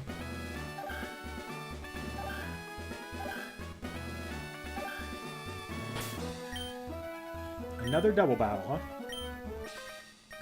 Just hope I don't find another Tropius.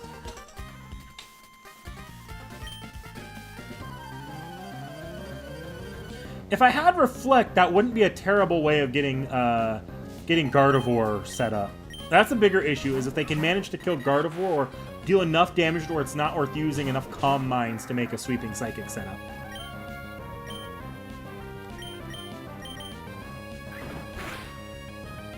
Ooh, that hurt.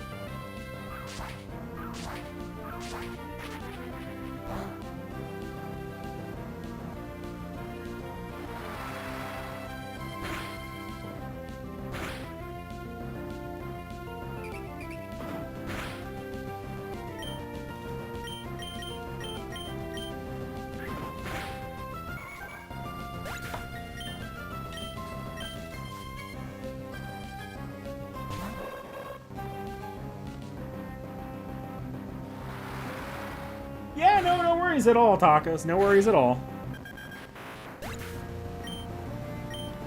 Come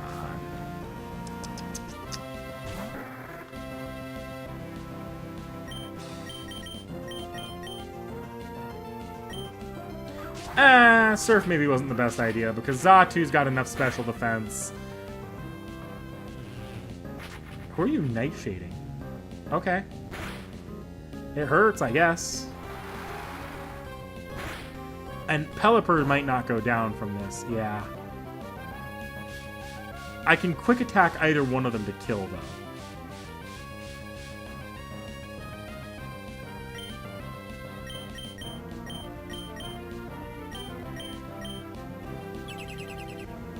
Smart. And Zatu might Nightshade me again. Oh no, Leer. Eat shit, Zatu.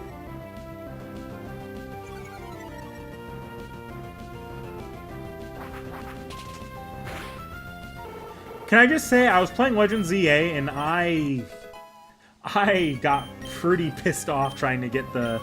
Because I did get the Mega Greninja, but the grind was so annoying. You can technically do it before you beat the game, but if you want to use Mega Greninja on your playthrough team, it's going to suck. It's going to feel very RNG, and you really can't even start it till you have at least 3 final evolutions, and preferably decent ones. And even then, your moveset's going to feel very lacking, like you're not going to be able to kill a lot. Yeah, while we're doing this, I want to update a couple things here. May as well.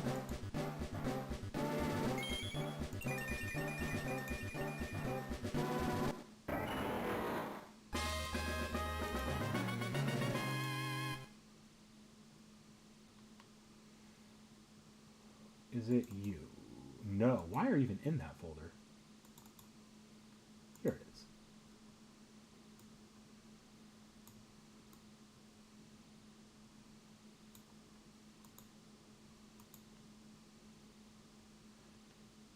There we go. Updated the team below. Although I think that updated without me having to fuck around with the scene. Okay, cool. I have Sceptile finally. I'll put Sieg next, because Mecha Ellie and Artoria are probably going to see a decent amount of action in the gym itself. Sieg, the only thing Sieg might be good for is I might be able to try spamming Dragon Breath to paralyze Altaria. If I can land a Altaria paralysis, that's nice. That would be the, like, oh, I'm not screwed moment. Do I even try?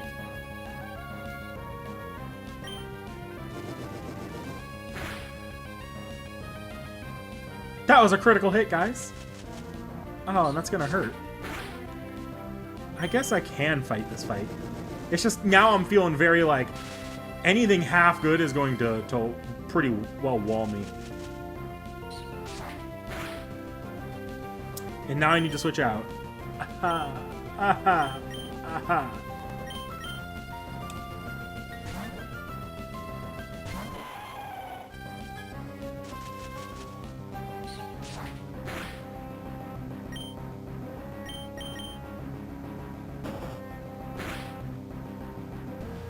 Can Flygon learn Flamethrower?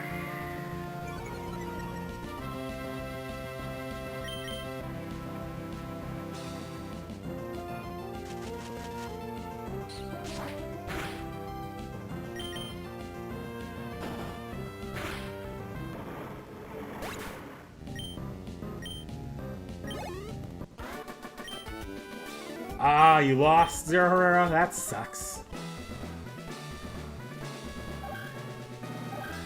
Ah, shit.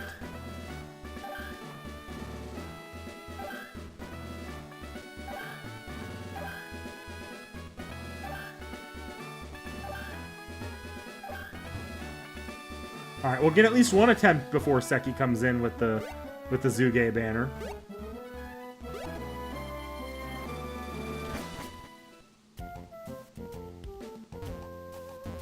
The problem is, I think my Flygon's just got pretty shit special. Or my Vibrava has shit special, and Flygon's not going to be much better. I either nature screwed or Ivy screwed or both on special for a Vibrava. But I have, like, actually decent physical attack on Vibrava right now. So, I get Earthquake, I'm doing pretty good. And I can make my physical attacks, like, yeah, I can do good work with physical attacks on Vibrava, but that's about it. Which is fine. You can make a physical Flygon work. I just won't be taking advantage of that dragon typing as much as I probably want to.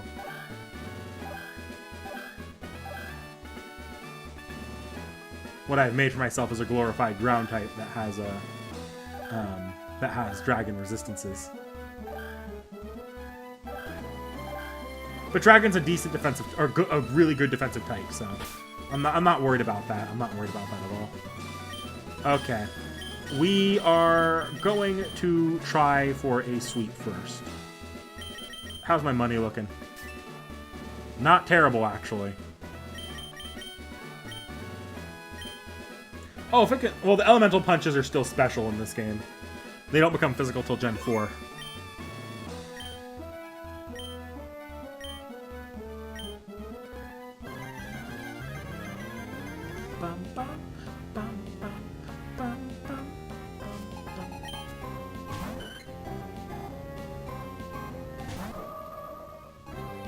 The one thing I'm worried about here, and why I'm going to take out this Swablu on round 2, is I know what the Swablu likes to do. Okay, we're going to kill it now, because that Swablu can drop Perish Song.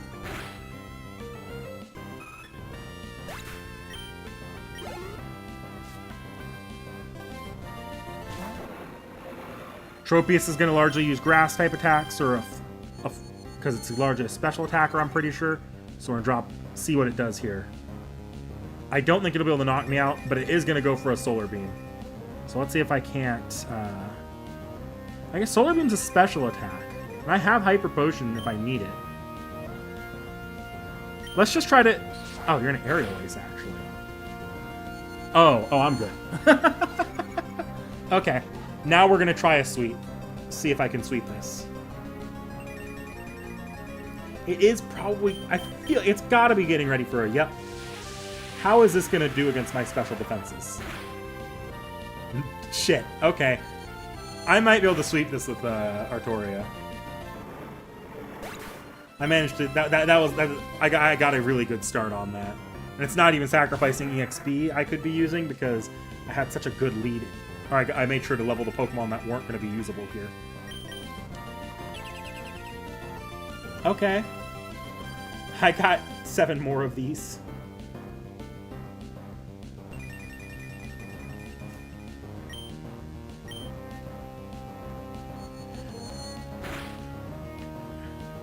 And I'm going to try to kill that Altaria before it pops, like, 3, oh shit, Skarmory. This is the one problem I'm going to have. I might need 2 or 3 of these to kill. I need 2. So Skarmory can, or it can miss. I guess we're beating the Skarmory. Or I'm making it waste a Hyper Potion at least. I should have predicted the Hyper Potion and dropped another Calm Mind. This means I'm... Fuck, I'm gonna have to use all of my Psychics. I really will. Unless I get a high roll. No. Oh boy. I get 2 Psychics for Altaria. Artoria versus Altaria.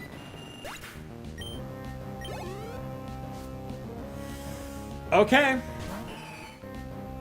No Hyper Potions, which is nice. I might be able to send this to at least a zone of needing to use, if I can't just... I might... There we go! Didn't get to dance once! The thumbnail lied! Fuck you, Altaria! You ruined enough Nuzlocke in your... That was actually nice. Wow, that was... That was the gym leader I was the single most worried about, and it's the only... No, I think I beat Brawly on first try. Outside of Brawly, it's the only one I've beaten on first try.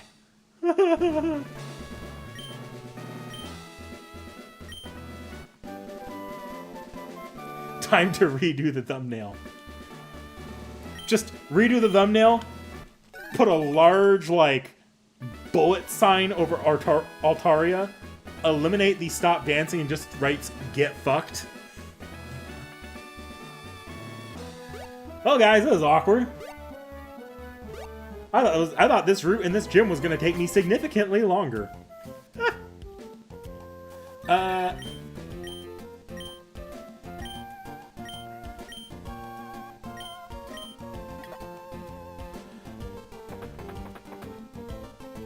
It's cars. Deceased or eliminated. Yeah. Now I'll think about changing that thumbnail. That was pretty funny. That Skarmory gave me more difficulty this time than Altaria did. How did Scott know? Yeah, I think, in retrospect, that was the, I got... If I hadn't been smart enough to knock out that Swablu immediately, that could have gone differently. If Winona had switched out, for Skarmory instead of Tropius, that could have gone differently. Guys, I think Winona just lost that fight. I also forgot to give Thunderbolt to Artoria. Like, that was my big plan, was to give Thunderbolt to Artoria. Now I'm gonna give Fly to, Now Fly is going on, Pelipper.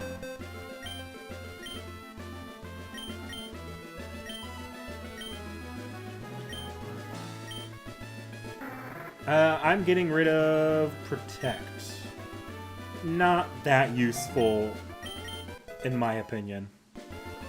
Not unless I'm trying to waste someone's power points. Okay, unless you're a shiny, I'm killing you.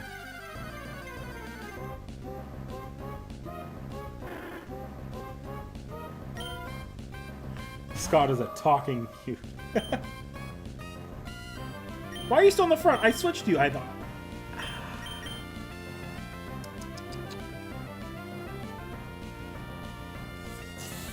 Is there any funny strategy? Yes, there is a funny strategy I can do.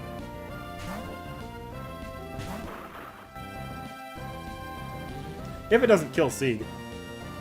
How much damage is that going to do to Sieg? Not a lot, okay.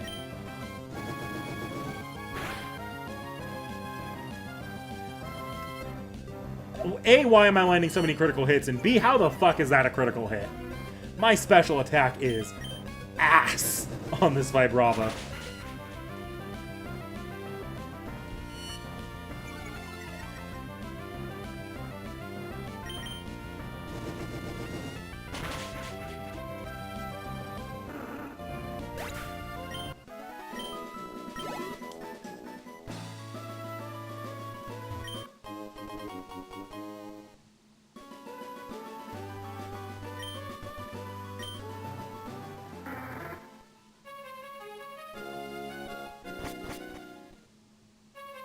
This is where I catch T.H.E, right? If I decide to teach my Sceptile Solar Beam, that's not a terrible thing to put on it. I'll think about that as I get closer to things like the final gym, but I don't think I will, because Sceptile's Leaf Blade is just so nice, and I wouldn't want to substitute Leaf Blade out for something that requires setup like that, but then I'm dropping way too many attacks on it. Sunny Day and Solar Beam's a better combination on fire types. I just don't have any fire types on my team this time around. I also forgot to switch my team around again. Do I have any good ground TMs? Because Earthquake is not easy to get early in the game. I'm pretty much stuck waiting. Not really, no. I'm going to hold off on Thunderbolt, though, because I don't really need Thunderbolt until the final gym, maybe. And even then, I'm rocking a Sceptile. The only thing Thunderbolt would help against is Wall Rain. But then again, the champion is a Water-type champion, so barring me just cheesing the Elite Four with every Rayquaza, which I don't really want to do this playthrough, that is my most useful... That's something I could do to make Gardevoir even better. I don't know. We'll see. Anything on Zigzagoon? Yes. Ultra Ball. Yeah.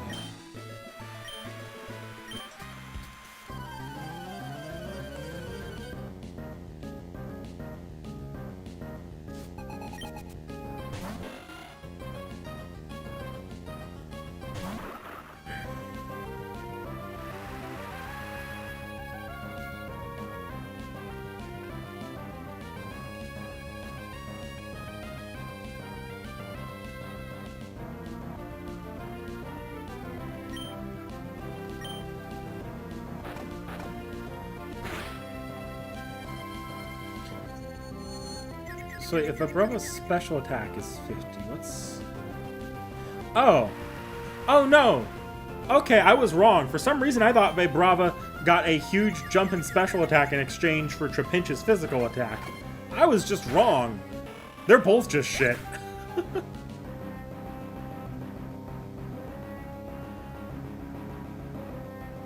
Let me take a look at Vibrava's base physical. Give me an idea of how physically blessed it is.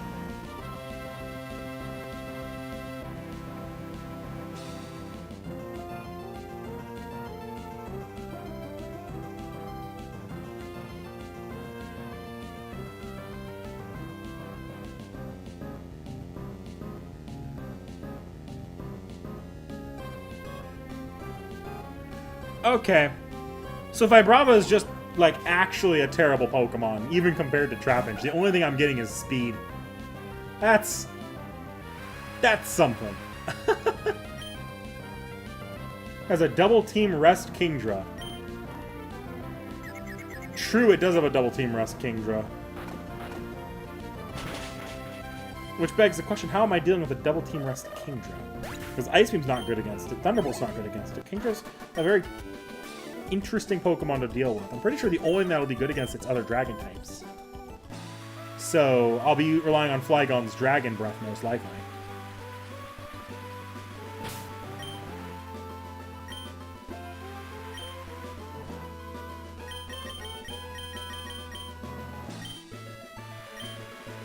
In retrospect, I probably could have saved that Dig TM for Vibrava. I know it's possible to get Dig on Trapinch if you hold off on evolving Trapinch until very late. But A, I didn't really want to hold off on evolving Trapinch. And B, I'm just going to be able to get Earthquake later anyways, and that's just going to be the better attack.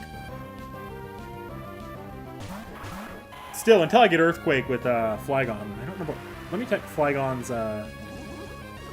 Flygon Gen 3 Learn Set.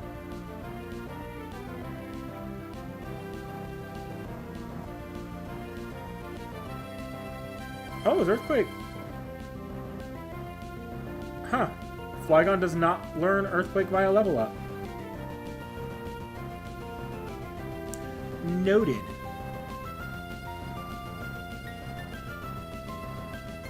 And I would have, and Dig is the only ground type move I would have been able to get early in the level. Okay, that's fun. That's fun. Meaning I have to use the Earthquake TM, which I think Earthquake is located in the seafloor cavern. Earthquake TM location Emerald. Seafloor cavern. Okay. Noted. I'll manage. It's actually not that much game.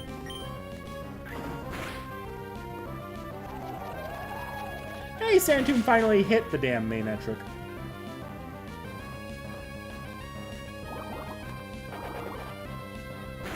Why the Vibrava?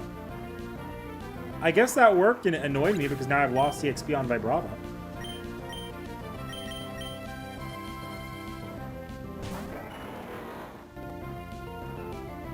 And I missed. Oh, awesome.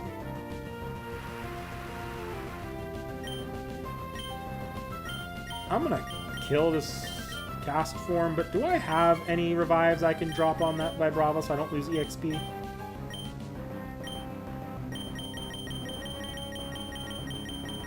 Yes.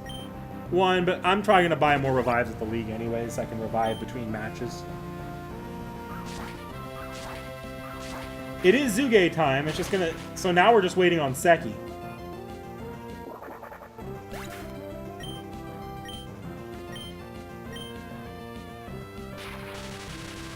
And again, there's technically no guarantee she shows up. She said she probably was going to. She was planning on it. And I haven't heard anything to the contrary since then. But... you never know.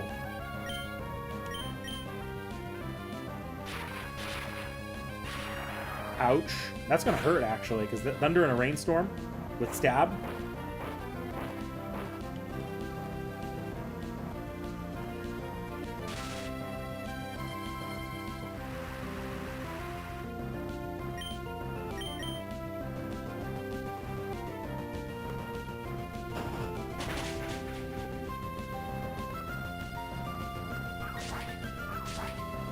Okay, I'm gonna go back and heal.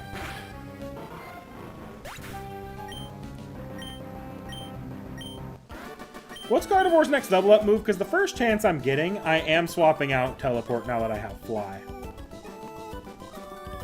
Gardevoir Gen 3 Learn Set.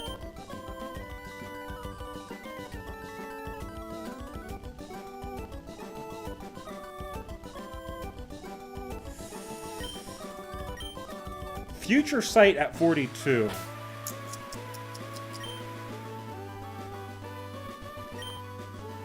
Then Hypnosis and then Dream Eater. None of which I'm particularly enthused about. I almost ran straight into another battle.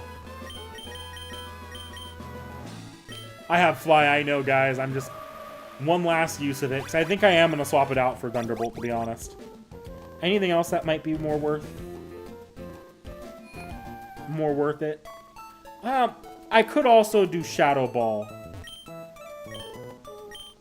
Shadow Ball's not a terrible move for Gardevoir, but especially... I don't know where Shadow Ball's actually located at in Gen 3. Shadow Ball... Emerald location. Oh, it's in Mount Pyre. Okay. So Shadow Ball's also coming up, and Shadow Ball actively will help at the next gym leader. And I'm not relying on Double Team now that Gardevoir's not frail. Like, what's Gardevoir's defensive stat? 69, not great. Yeah, not great. Better than Sceptile, but not wonderful. But against special attackers, which largely what I'm fighting with Gardevoir, it's not the worst option.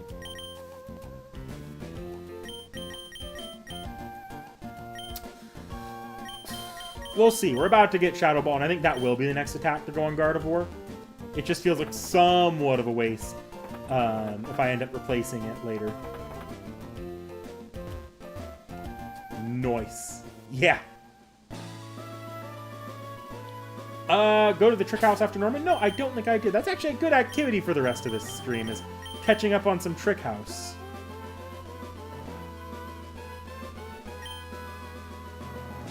We're probably behind on a few Trick Houses, too, because I didn't think to go to the... Not that I didn't think to go to the Trick House, I just didn't go to the Trick House very often. Especially now that my team is starting to actually take shape. Guys, what level's Flygon again? What level am I getting Flygon with from Vibrava? Not that I'm gonna rush at this point. Vibrava's fine. But I'm curious. The speed on Vibrava is actually helping a little bit. And the fact that I have an attack that at least has stab and can do something. 45? Okay, so 10 levels.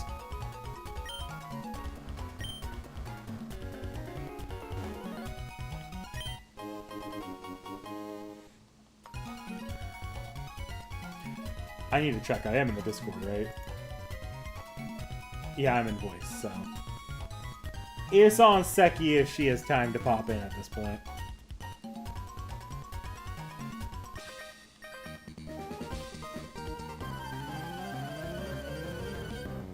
One's Vibrava, only 10 levels to go.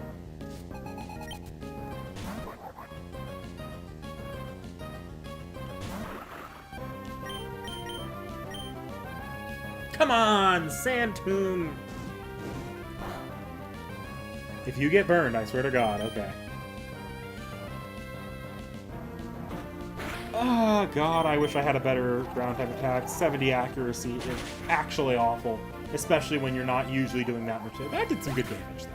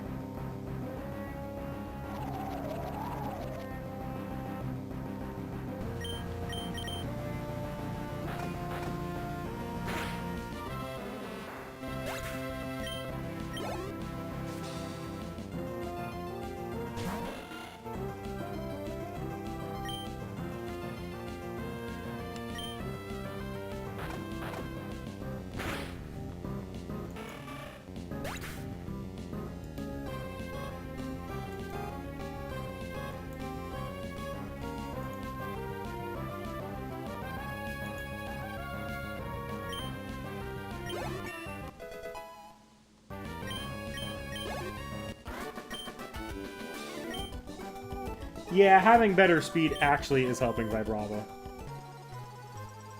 Have a good one, TR Origins.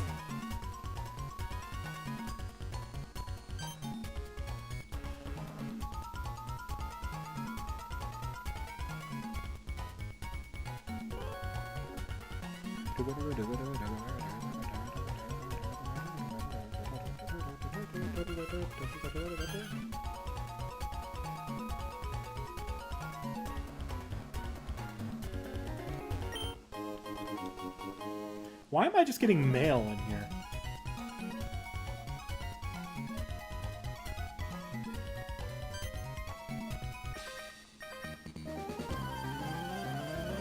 There's also an unclick button over there I just realized, and that did not, in fact, open the next flap. I didn't realize there was one I was missing.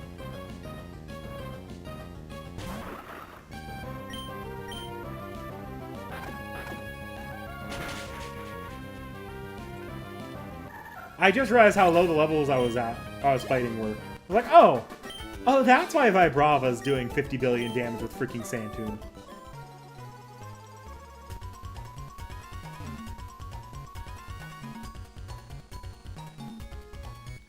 One problem I have with the Trick House is I can't run.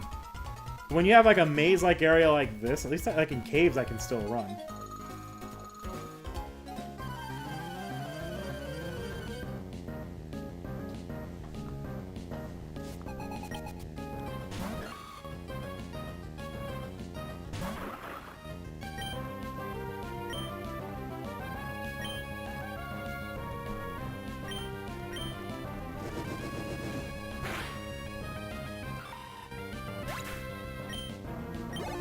Wait, this entire time I've been trying to use Crunch. Crunch is a special attack. Same with Feint Attack. That's why Trapinch sucks so badly.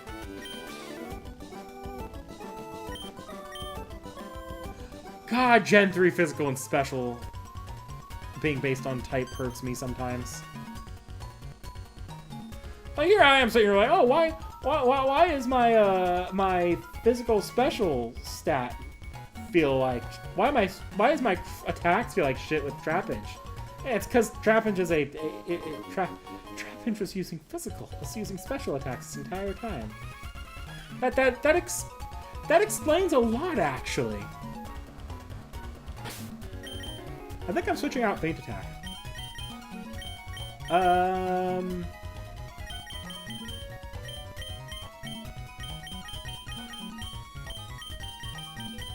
Can Vibrava learn Steel Ring's a physical attack? Is it coverage against rock types? It can. And nothing else on my team's going to be able to learn. That's not necessarily true. I'll hold off on that for now. I'm not worried about it for the freaking Trick House, but there is a Pokemon that I might be putting on my team that might be able to learn Steel Ring and might benefit from it. I need to do my research.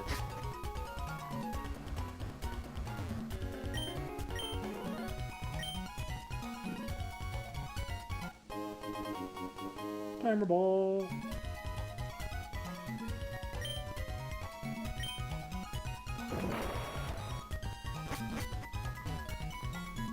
Now, I don't know if there's any more Trick House rooms, because it's been a hot minute since I've done this.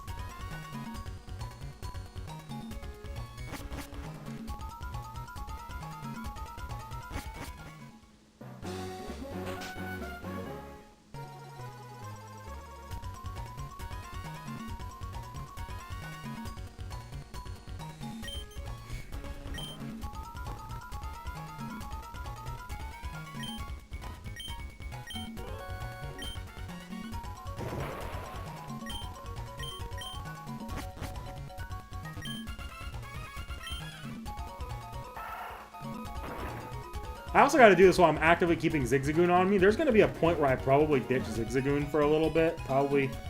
Well, no, C4 Cavern, I probably should actually have Zigzagoon in my party, or I'll have to teach Strength and Rock Smash to someone else, but I don't know. We'll see how I go about that, because unfortunately, in this generation, HMs are very required and persistent. So, until I hit the Elite Four, unless I'm fighting a gym, there's going to be points where, to traverse routes, I'm just going to have to pick my strongest Pokemon to sit out.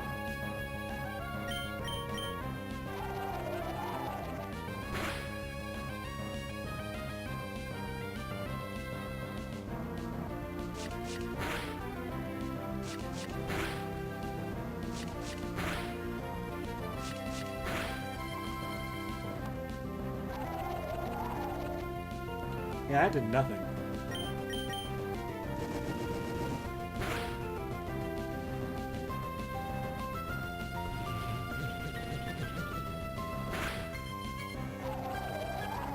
Yeah, Ghost used to be physical.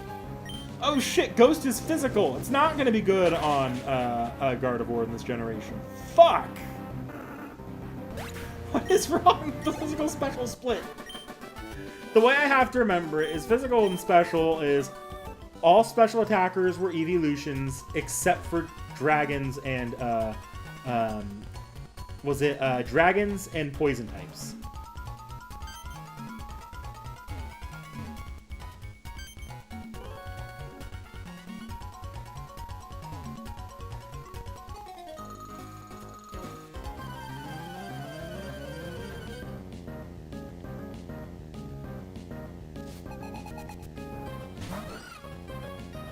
And Gengar is a good special attack, not a physical attack.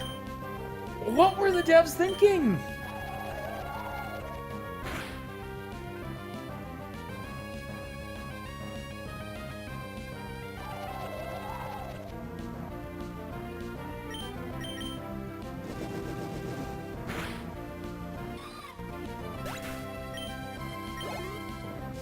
They probably were. Fair enough, tacos. Fair fucking enough.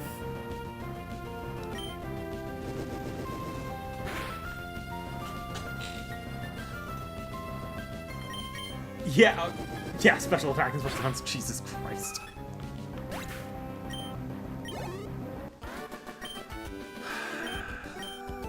And Dark. Dark is special. And then they proceed to give, like, Umbreon in the Generation Darks introduced better physical attacks than special attacks. Why? Both Umbreon and Dark were introduced in the same generation, but some, like, amazingly intelligent person decided, yeah, let's give our brand new poster child evolution Dark type a terrible special attack.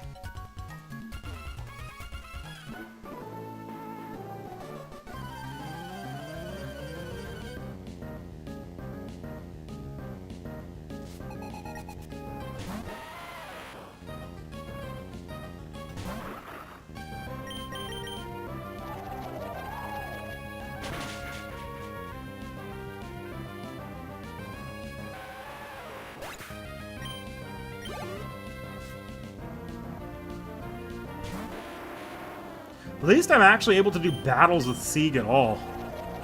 Like, that's a silver lining here.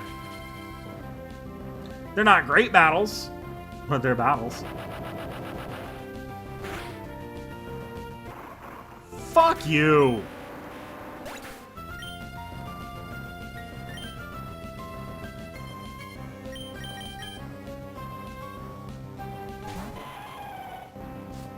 God, I hate explosion and self-destruct. There's no good reason for single-player trainers to use it other than to be annoying and knock out a Pokemon. And, because it doesn't win the fight for them. In fact, they're more likely to lose now. And it certainly didn't make, it just interrupted my ability to get EXP. Okay, I think you're the last trainer in here, though, so I can finish this off and not feel too bad about it. I just need to find my way back up to that item.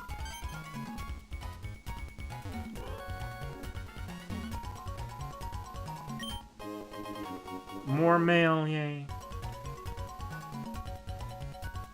Hey guys, anyone want to do some trading to get some mail?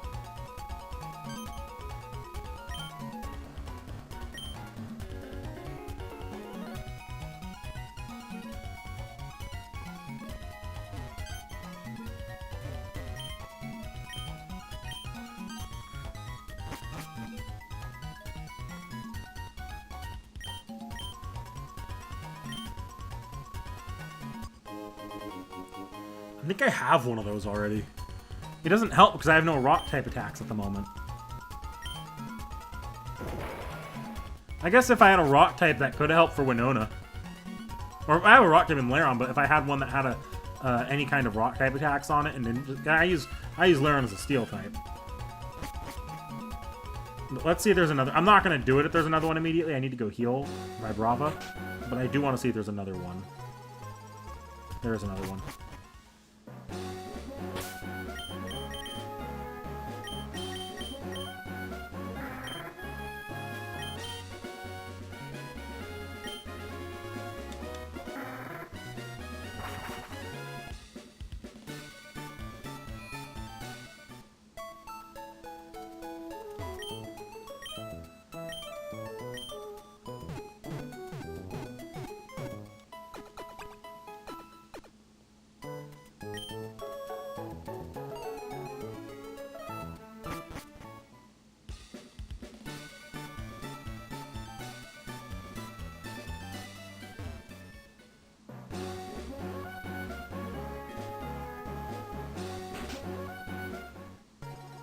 Gaming chat? Okay, I'll take a look at the gaming chat real quickly.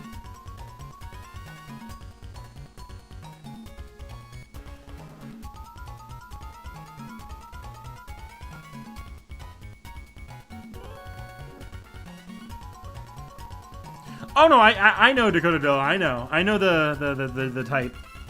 I more or less know all the type. I didn't see where it was at. I more or less know all of the type specials and physicals. I just need to actually remember them when I'm playing. Remember the moment to moment more often.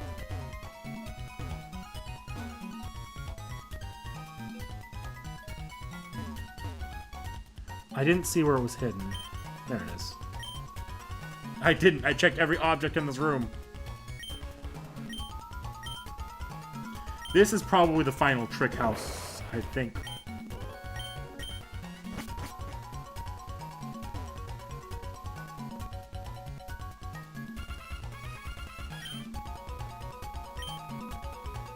I never taught Zigzagoon strength.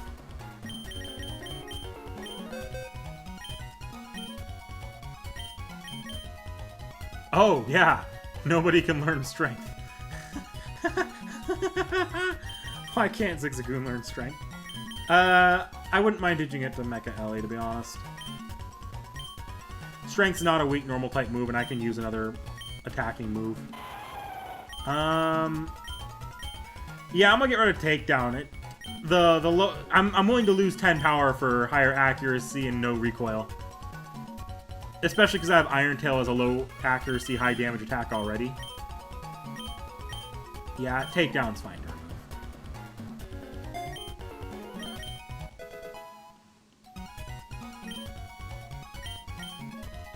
That way I don't have to remove... And Strength's the one I need the most often anyways, so not having to pull Zigzagoon out in later dungeons will be nice. Speaking of Zigzagoon, there's an item on Zigzagoon. Super Potion. I kind of need those, actually.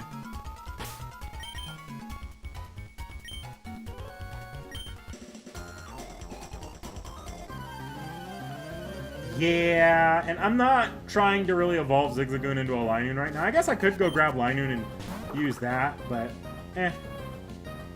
In a worst case scenario, what I do is I go the full roundabout strategy and what does Mind Reader do? Is that just a focusing attack? Like an alternate focus energy? But in a worst case scenario, at this point I have access to both the move deleter and the move rememberer, or the move relearner. So I just go grind out heart scales. Okay, I need to get rid of these males. These males are stupid. You can buy literally all of them. There's no functional difference other than appearance.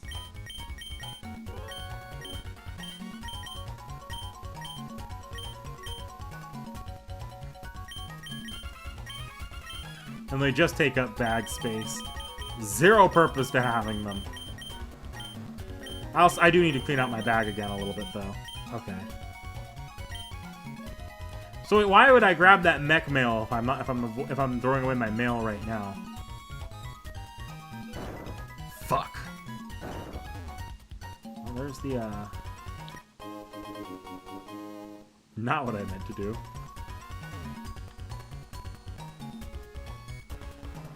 Okay, I need to go back.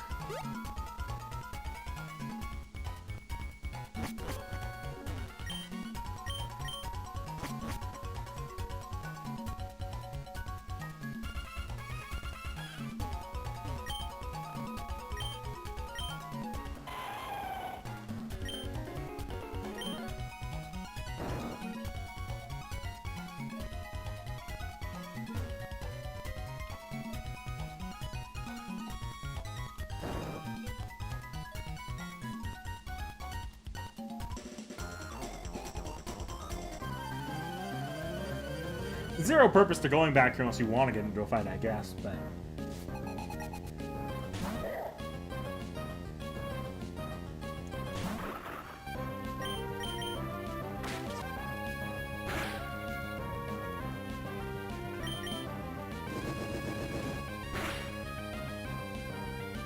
Wow.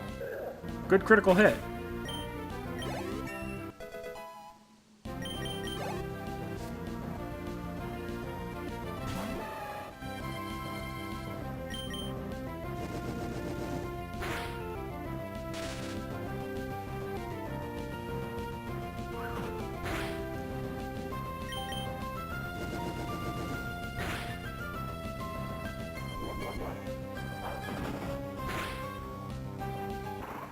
I'm not mad. I leveled to 37, and this is probably the last trick house, so... I'm going to focus on Artoria, though. I don't know how much more EXP I'm giving to Burb, because I guess Burb is probably going to be helpful for the Magma hideout coming up. So I probably should at least let Burb get a little bit more EXP, but I'm getting to the point where I'm not going to be mad once Burb falls off.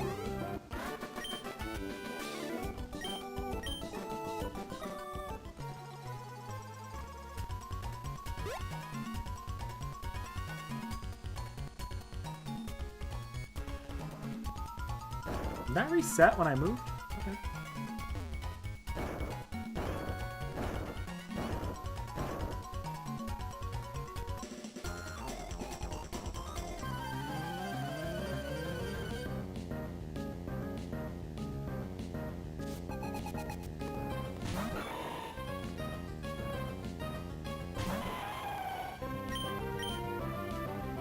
Ouch. Oh, guys, Seki says she's not gonna make it.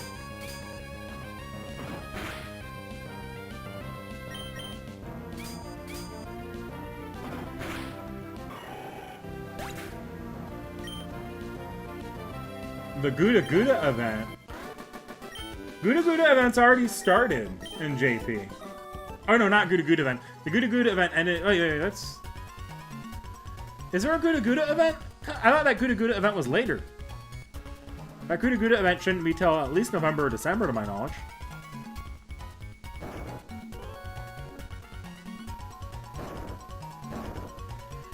Yeah, and even in NA, though, the Kenshin event was like one of the last events of the year right before Christmas. And right?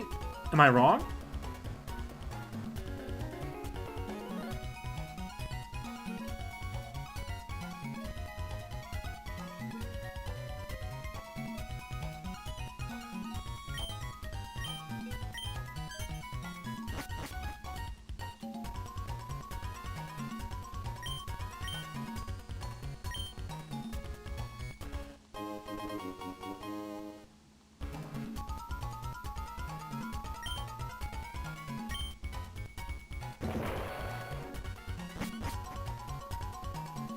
Yeah, but even a couple weeks doesn't place you in early December, and Christmas was like right at the end of the year that time, if I remember right. I guess White Castle still has a... Yeah, I can see that. You know what? Never mind. White Castle still has about 2 weeks left in it, and that's going to place us into November. Give it a few days, and you have late November, or mid to late November. Christmas event's probably going to be earlier December. But I almost don't know if they're going to... Because what would they... Let me look at the FGO upcoming schedule. You know, I'll do it... I'm more or less done with Pokemon now that we're caught up on Trick House, I think. Let me take a look, see if there's more Trick House, but... Let me take a look. Let me take a look.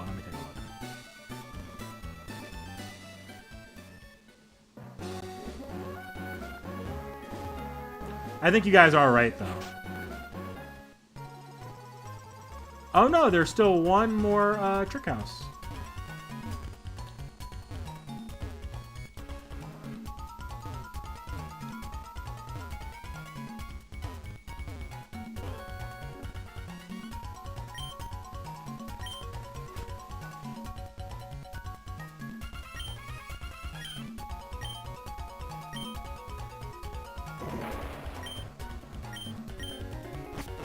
Talk about White Castle and you think the restaurant? That's funny. I leveled Seek to 37, when in reality I should have been having Mecha Ellie at the front of the party. Not that Mecha Ellie's in any danger of falling off as far as strength goes.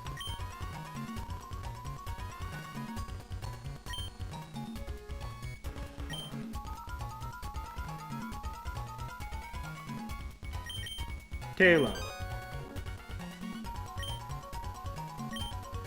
Am I losing out on EXP because I'm answering these correctly?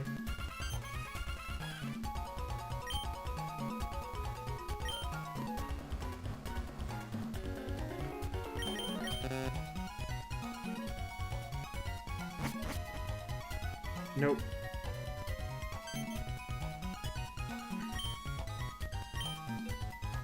So there are no fights here?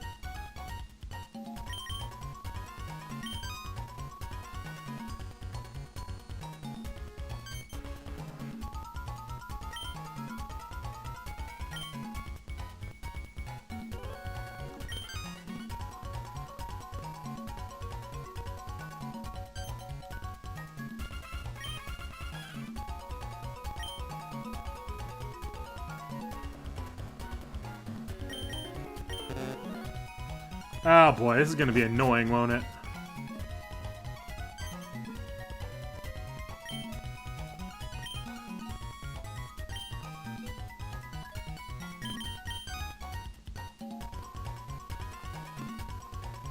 Hello.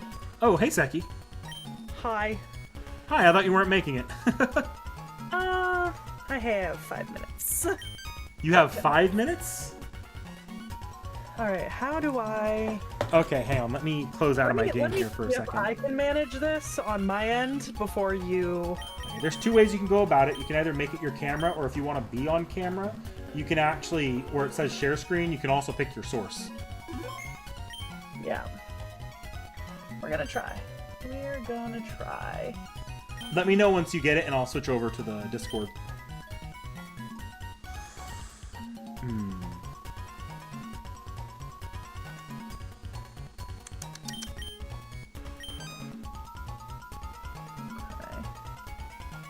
I don't know if it'll work, but we're gonna try.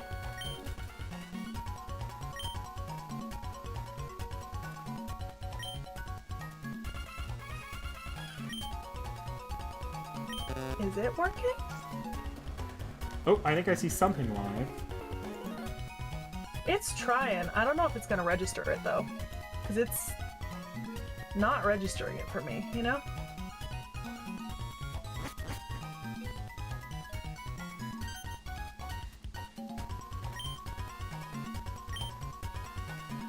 If it's not working well for you, there's a couple other ways you can go about this.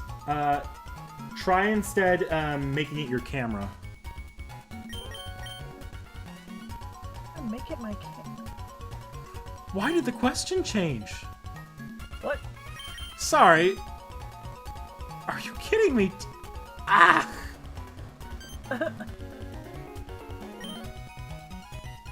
Oh, you know what? I have an idea.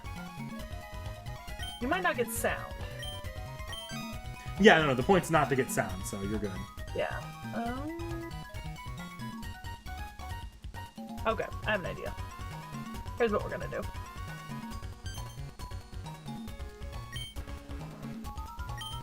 Oh, Alright, I I have see video feed. Here, give me 1 moment. I can also... Fuck! Okay, no, I'm moving over to watch your FGO stream. I'll be right back at this. What? I'm getting my ass kicked at really stupid Pokemon trivia. Oh, okay. Well, are we ready? Almost. Come on, I just want to minimize this screen. Fuck it, we're closing it. I just saved. Let me full screen this. Actually, let me pop into stream. So And I can... why are you not showing on the There we screen go. here? Give me a minute here. Give me 1 minute. Let me try this. Yeah, because I just shared screen from Discord and popped out the FGO from OBS as a projector. So why is Discord... Oh, I know what's going on. Hang on. I'm going to have to do one more little thing in Discord that you wouldn't normally have to worry... I wouldn't have to worry about normally. Okay, I need streamer mode off. I hope so, guys. I hope I get this, because this would be fucking nice. Streamer mode.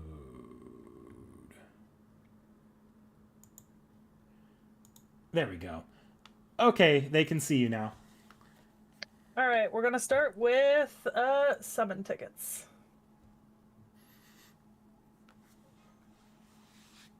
I am gonna switch their view over so they can get the fun FGO background here. Oh, mother. We're starting off strong today. We are not starting off strong, I swear to fucking God. This is bad luck. This is already cursed. Seki, did you bring a catalyst? Oh my god. Oh my God. Did you bring a catalyst, Seki? Hang on, let me get my catalyst. We got two. We got 2 catalysts. My boys. You sit there. You sit there. All right. Give me strength, you two. I'm trying to get you. She's got her 2 Zugays with her. Hey, you got a Theseus. Ow. I don't want a Theseus. And it's a new 3-star. You're gonna get him more than likely a couple times today. I'm sure. Oh. Hey, you hit one Immediately again. one more and you hit your quota of Theseuses. I don't need another. I mean, NP5 of any 3-star. God damn it.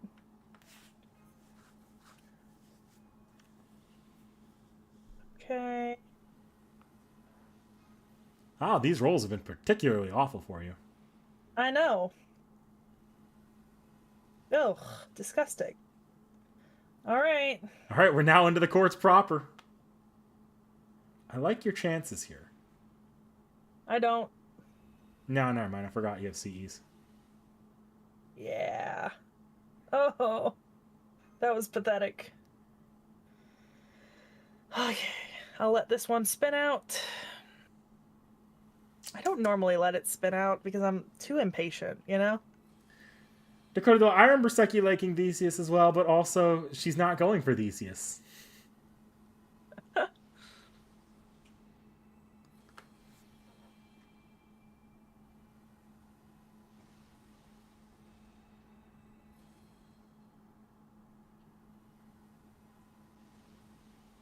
Wow, I'm getting a lot of CEs. Yeah, and none of them are like particularly great Cs. No. Oh, you got the other new 3-star. Another servant you don't know. What level? 4-star. Okay. I'm not looking at it, so. Yeah, I really am praying for the loading. That's the goal here, you know?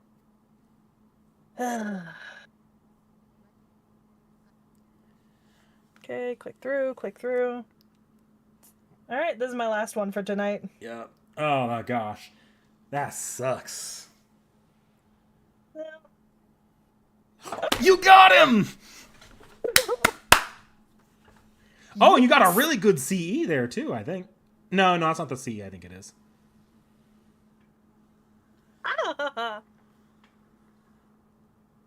Oh. My catalyst worked. In all fairness, at 139 courts and 10 tickets, that's a pretty good outcome here, even if you went to the end. Yeah. All right. Oh, I got it.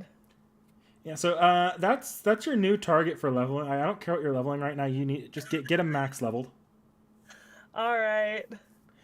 Well, I will leave you to your stream. Yep. Have fun. See ya, Seki. Toodles. Okay, I'm gonna stay in the Discord in case Seki pops back in or Vorn comes around, but I need to reopen Pokemon.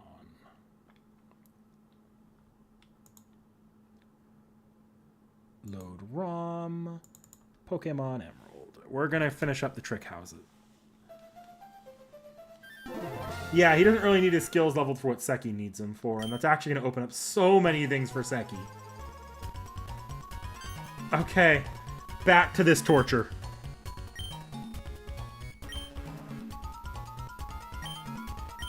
Why did they change the questions on me?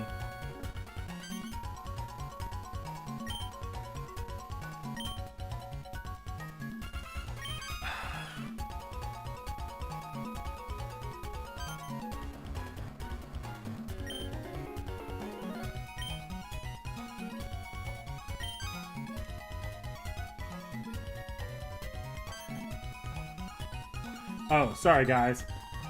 Nothing crazy so far.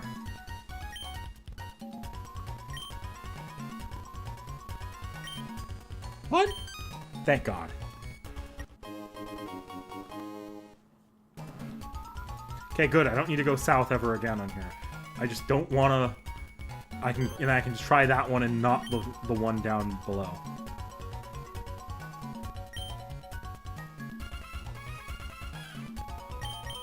All the Pokemon. Fuck you.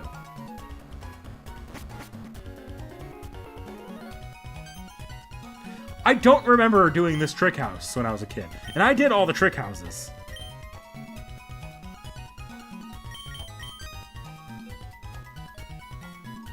But for the life of me, I don't remember this one.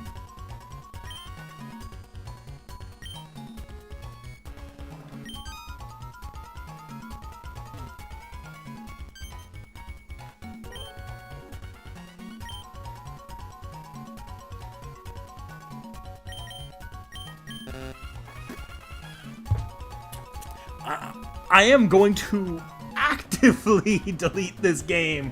The playthrough's over, guys.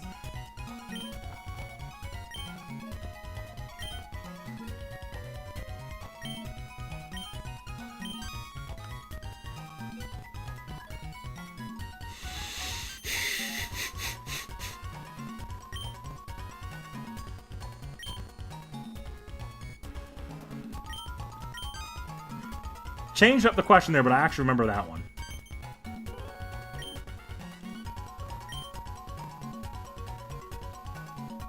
Six.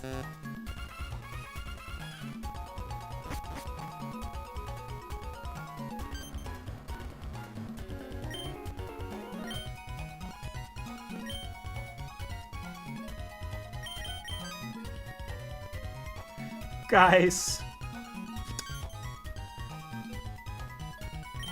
What monster designed this?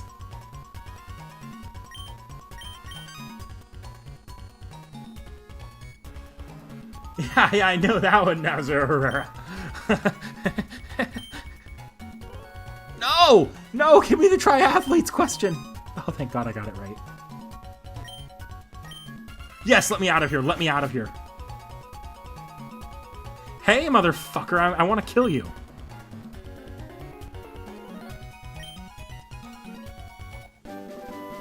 What TM is that? It better be a good ass TM.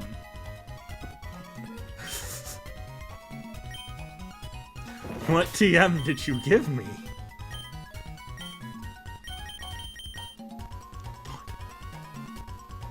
I'm gonna kill him. Guys. I think I'm gonna kill him. I might actually kill this man.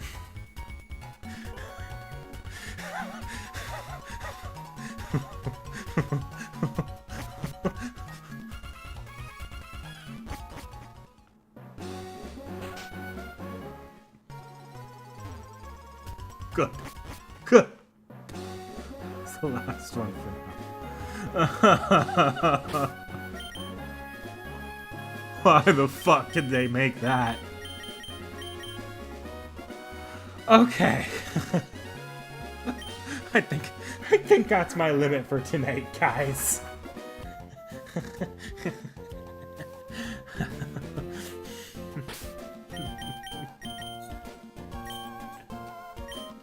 Okay.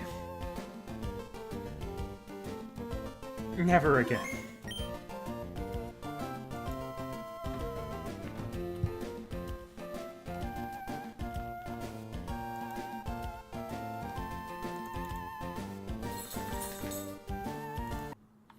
Okay, let's go to just chatting for a bit. I got some time to chat with you guys for a little. So yeah, I'm very, very happy that Seki has that Zuge now. One of the things I think we can work on, not Seki has that Zuge, is if she focuses on leveling that Zuge's 3 skills and focuses on leveling her Melusine's 3 skills, it won't be perfect, but she's gonna have she might be able to make a Zufu Castoria Zuge comp work on some grinding nodes, and it will deal enough damage to be able to actually kill a lot of grinding nodes. So farming for Seki in events might get a lot easier, just depending on how quickly we can get those Melusine skills leveled and that Zuge ascended. I think Zufu's done. So that's kind of my most immediate goal with helping Seki their leveling right now. And then I don't think Seki has any 50% only needed comps, because I don't think she has any servants that go 50% double Crane Sky Azuge and it works. Or even Black Grail double Crane Sky Azuge, which I don't think there's a single one outside of Kukas. Kukas will work in the long run, I think, for a Black Grail setup with her Coin Skyas, but in the short term, I don't think that's going to work. But that's that's its own ordeal. I think for now the focus is going to be on making that Melusine comp functional so she can actually farm easily or wave clear during more tedious fights. As for what's coming up, this week, I believe we have a solo leveling discussion that should have gone up. I think Seki hasn't got it up quite yet, though, meaning she's probably pushing either solo leveling. Yeah. There's a Reacts and a solo leveling going up this week, and I think that's going to have to push into the weekend. I'll talk to her about it, but yeah, she's a little behind on uploads right now. Solo leveling and a Reacts.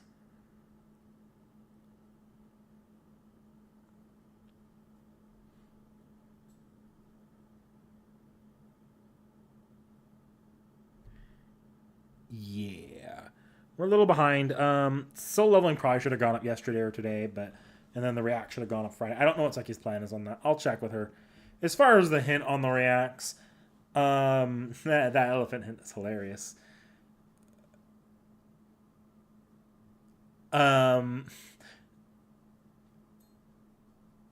There are 2 servants in this coming Reacts.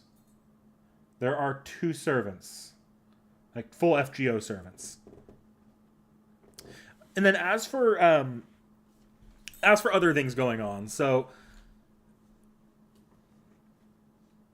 Seki and I did some chatting and some shopkeeping about the pace we're going at for the FGO streams. Seki is what should have been today? The solo leveling and Reacts? Yeah, it should have been today, but that's I'm not the one that's editing those. That's not on me. That's not on me. But as for the other reviews for the chapters, Seraph is set. We have a release date for the Seraph off the shelf. That is being set for. I don't think Seki edited it in our spreadsheet here, but I've scheduled it out for in case you guys missed Seki's stream yesterday. It's scheduled out for November 5th, and it's fully scheduled and uploaded, and there don't appear to be any issues with it. So you can fully expect that video to actually be present on November 5th. And then, other than that, I've obviously got the Unlimited Blade Works review coming. I think, yeah, it's a good spot to announce where it's going to be up. So, the Unlimited Blade Works review, I picked a fun date in November. Let me triple verify that, because yeah, so there is one good day in November that feels particularly fun to release a Fate Stay Night review part on. Kinoko Nasu's birthday is November 28th. So guess what day that Unlimited Blade Works review and analysis is going up. At this point, it's fully recorded. I need to edit it, but the editing is not going to be anywhere near as... Because it's it's actually shorter than the Fate Stay Night part. I think the final video is probably going to come somewhere up from 30 to 40 minutes. Just based off of how long I spent recording it yesterday. And it's very much going to be a bit of a middle section. So expect that to go up mid or in late November. So yeah, that's coming up in the very in the somewhat near future. I guess another thing, and we brought this up on the stream the other day, the season for the club recordings are ending soon, so we will have an end of season stream. I'm going to talk with Seki about what we want to do during that stream, because we always could plan for some extra. We sometimes plan for extra bits during the end of season streams. Sometimes they'll shift into being another stream like FGO where Seki and I are both there. In the past, we've done end of season streams with like segments. There's still going to be like the fun jokey award show for like the best taste in the club, and everyone's favorite animes, or not best taste in the club. That's one that I'm not doing anymore. But the anime of the season, and then everyone's honorable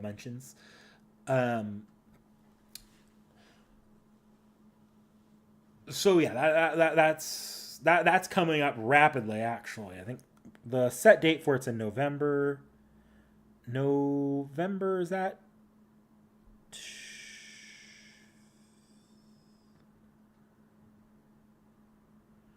November 8th.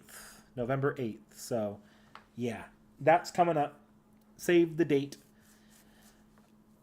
I might, and we'll see where we're at on that. I might propose Seki and I do. Well, I guess that'd be a little weird because we couldn't make it not available on the stream itself. We would have to do a second stream that day and cut away to it. I don't know. Yeah, I don't think we're going to be doing any live reacts recordings during that stream. It'd be too complicated to work out how we would make that work.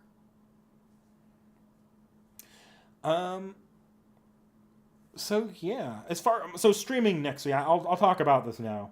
I alluded to it yesterday. Streams are not going to be towards the end of the week anymore for me. Pretty much after this week's over. In fact, I'm pretty well locked to 1 day a week that I can stream during the week. Just the way that the things played out. My job for the longest time, pretty much since I started streaming, has been a hybrid work from home and an office job. But the schedule has always been very much more work from home than in the office. We've just, as the place I work at, shifted that very recently, and we'll be going in office 2 days a week, and that happens to be Wednesday, Thursday for me. Meaning, it's going to be more complicated to stream, and I'm not going to want to be up as late outside of special occasions on days where I'll be in the office the next day. So I'll say this. You guys aren't ever going to see Wednesday streams from me anymore. Probably not Tuesday streams, or if there are Tuesday streams, I'll be starting very early and ending a little earlier. And Thursday streams are going to be rarer because I have to basically rush home and get set up. So it's not like Pokemon, I could still pull off a Thursday stream maybe where it's really easy for me to set up. But something like pulling off FGO on a Thursday, I'd have to really, really be wanting to make that work to do it. I'm not sure I would want to make that work, especially because the end of the there shouldn't be any more major FGO chapter releases that I'll be playing on stream, not for a minute at least, because the finale is releasing on for us it'll be available by that Friday, I'm pretty sure. But the Friday, Saturday, I can stream Friday nights if I really want to. I just don't prefer to. So yeah. But what that means though is also Tuesdays. Yeah, most of my streams going forward are going to be Monday night streams. Now we'll see what happens. I'm still going to try making streams work if I absolutely can't make a Monday work for one reason or another. If I can't make a Monday work, I will still try to stream, whether it be I rush home Thursday or Tuesday night. I just plan to not stream for as long, but longer streams are going to be Monday nights, and then if I have Saturdays free, which I don't always, because that's the day I try to plan stuff or get things done most of the time during the daytime. So I'll make that work, but I'll still be around. I'm still going to be aiming for once a week. It's just going to be a lot harder for me to. I just won't be as flexible. We're making good progress on Pokemon though. At this point, we have finished Winona 6th gym. Actually, there's only 2 more gyms. That said, as we're getting towards the end of the game here, things are going to be picking up a fair bit. So there's going to be a lot more story dungeons and such that are going to really eat up how long it takes me to get to each gym. So like next stream, I don't even know if I'm going to make it to Tate and Liza. I'm pretty confident I can go from Tate to Liza to Juan really, really quickly. Because it's just one dungeon between Tate and Liza and Juan. And then Sky Tower, which is, oh look, a repeller. I just run away from most of these wild Pokemon, do these bike puzzles that shouldn't take too long. Yeah, that's like a 2 to 3 hour stream max going from Tate to Liza to Wallace. But next time, I think it's going to be all story content. Because I have 2 Evil Team bases to go through. And as well as the route to get to Lily Cove. And I have Mount Pyre. It's all dungeons next stream. Everything I'm doing next stream is dungeons. Battle Frontier. I'd have to do a grinding out a competitive team first. Except for Battle Factory, which is like the most rigged thing in fucking existence. I don't know. It'd be fun to try some Battle Frontier stuff at some point, but I would really need to like compile good hacking setups and like create like work on making competitive teams in Emerald. I don't know how worth it that is. I would even rather make competitive teams in Diamond and Pearl, because at least I know how the cheat code system for that one works a lot better, or for Platinum version. We'll see. I love the Battle Frontier. I really do. I love it as a post game thing, but it is.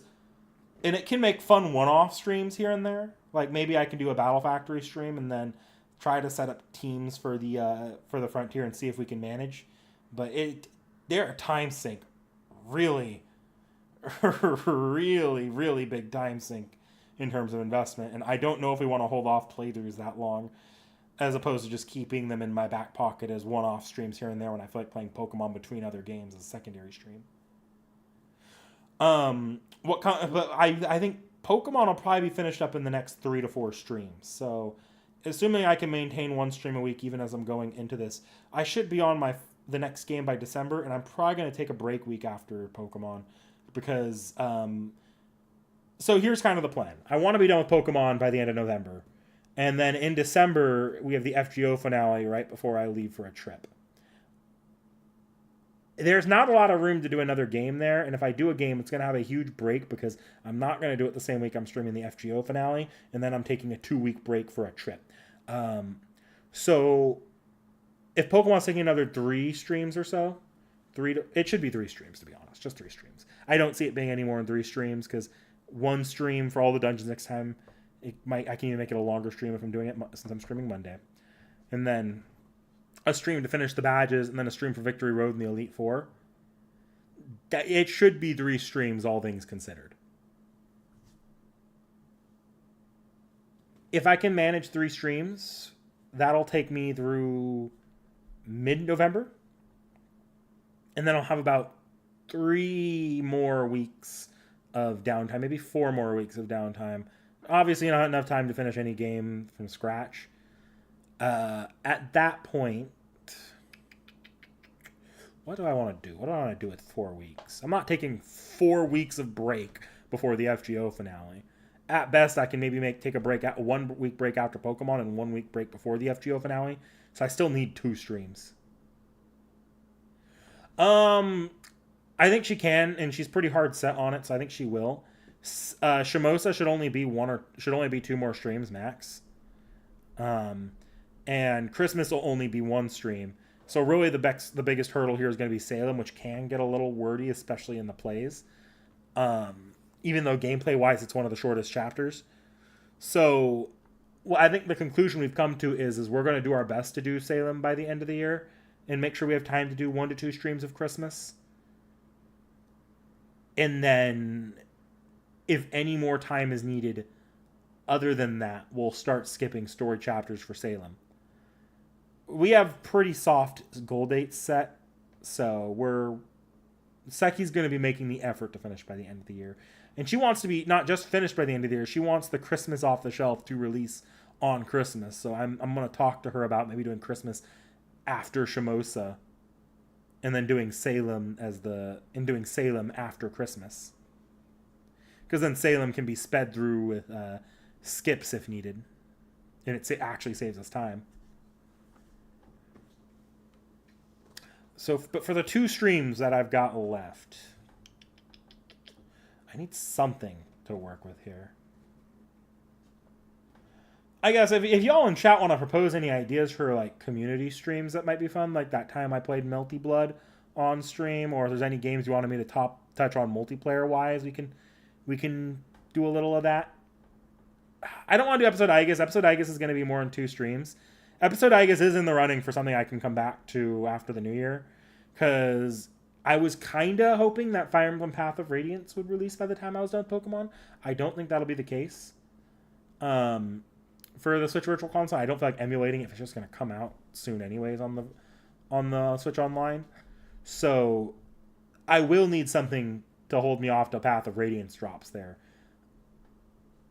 So episode Igus is a good thing I can put in there. At this point, we know this month's drop is going to be Luigi's Mansion, and there's probably going to be another drop of something soon after that, maybe in November or December. So Path of Radiance could drop before the end of the year, but I'm not holding my breath on it at this point. There's Xenoblade X. I kind of fell off of Xenoblade X, and I hate it because I love that game, but I just haven't had a lot of time to play, and I got caught up with other stuff. Like right now, I'm obviously playing ZA for leisure, and then I need to keep going on Hollow Autoroxy. I've been playing that on and off too. I'm slower on Hollow Autoroxy because I'm not pressed about finishing that until the Fate review itself is up. Because it'd be kind of embarrassing to finish up Hollow Autoroxy while I'm still working on the Fate review. But that's being worked on. Yeah, as much as I'd like to do Excel Link multiplayer, it would be a little rough. Because I'm not confident what will or won't get copyright claimed when I do Extella. I don't mind doing it as a Twitch thing, but at the same time, yeah, no, we'll see. We'll see. Especially because I don't know. I need to see what Seki's streaming schedule starts looking like as she's getting into her job or her new jobs. Because if that starts making her stream less on the channel, I don't necessarily want to jump over to Twitch as a once a week stream and sacrifice my once a week stream on the channel.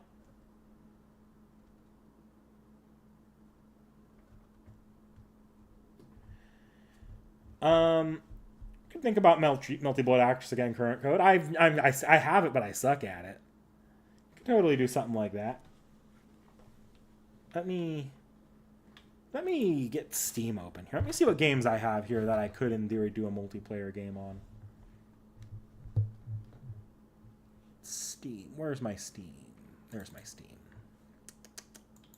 I could do some Uma Musume on stream to test out that capture card. Not a multiplayer thing, but I could easily download it to the computer. I think it has account sync, so I can use what I already have and show you guys the account and make attempts at it now that I've had some time to sit with it. I still log in and roll on it daily. Star Wars The Old Republic stream. I'd want to put a lot more time. I'm not against Star Wars The Old Republic because I love Star Wars. But I'd want to put some actual time into that. I don't know.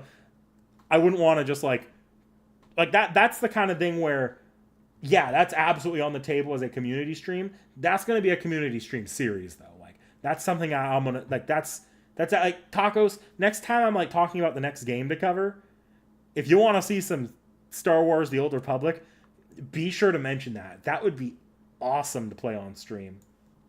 Assuming it isn't bad about copyright. If it's bad about copyright, I need to be careful about that, but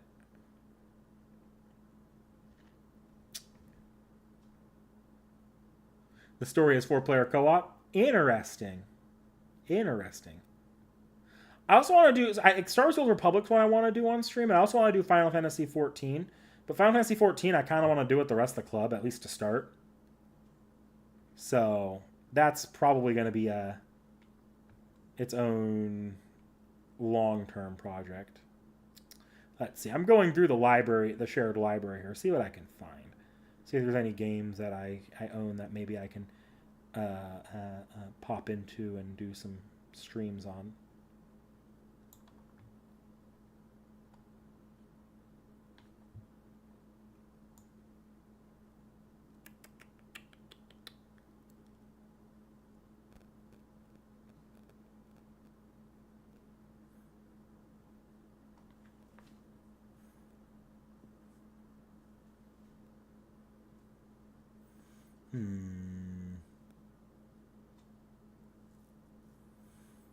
I'm not seeing a lot I'm particularly enthused to play on my Steam.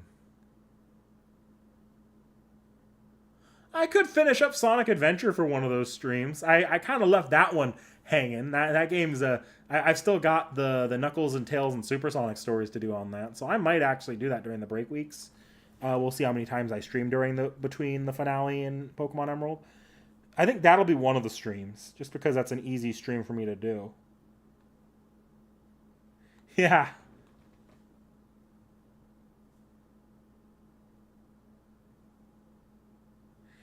I could do some Battlefront, especially like I love myself some classic Battlefront, so like the classic collection that released recently. I could play that, or even the original Battlefront 2 Steam port. I'd be willing to do if that one's just got more people on it. But that's one option. I wouldn't mind doing that. I just wouldn't be very good at it because I suck at shooters. And also, that has movies. That's the problem with doing Battlefront on YouTube. It's got movie soundtrack to it. I don't know that I'd be safe doing Battlefront and Star Wars games. That's the one area I'm concerned about doing. There is my PS5 library. You are right. Let me scroll through that too. I can't pull that up on my computer as easily, but I can totally pull it up on my phone. Okay, my PS5 library. Games I could do on stream on PS5. They need to be like good one-off games too. That's the bigger deal here. I need a one-off game. I'm gonna go to my purchase game. There's more of those because of PS Plus. I think I could play some Balatro.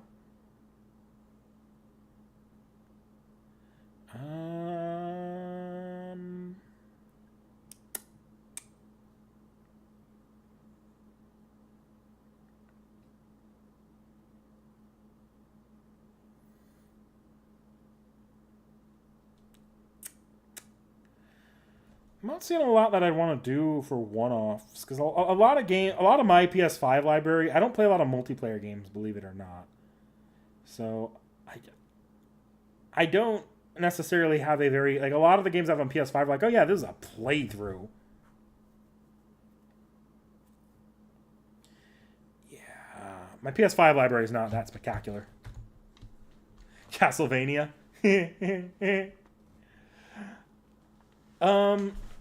Okay. I think 3 smaller side project streams are probably what I'm looking at because I think I'm only going to take one break between now and the FGO finale. Maybe after Pokemon I'll take a week break, and that let me make triple check how many streams I'll need for sure. So I stream once next week. That should take me all the way up to Tate and Liza. One more stream after that the following week. Another stream after that to finish off the game. And then I have 1 week, 2 week, 3 week, 4 week, 5 weeks for the end. 5 weeks with the 5th week being the end of FGO. So if I take 1 week off, 1 week to finish Sonic Adventure, 1 week to play 1 week to play just fuck around with Uma Musume, see if I can figure something out. It means we need one more small game to play. And I'm not hating the idea of just doing a Melty Blood day. It's just I don't know how long Melty Blood is going to maintain my interest for a stream. It might not be a very long stream unless I have other people in the club that want to come try too. So we'll see about that. I'm not hating the Melty Blood idea exactly. I'm not hating it.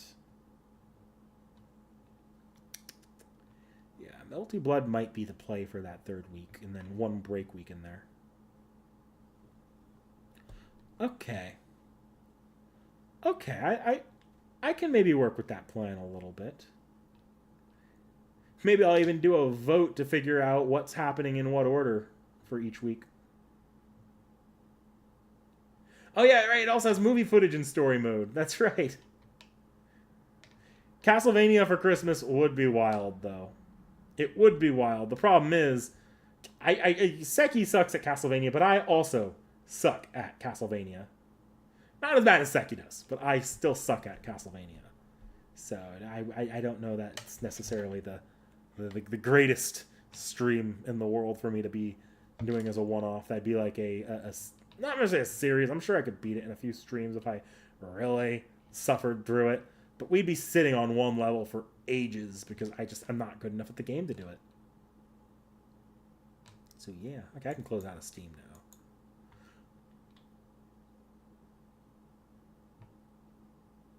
I do have the collections. Actually, I think almost all of the collections on PS5.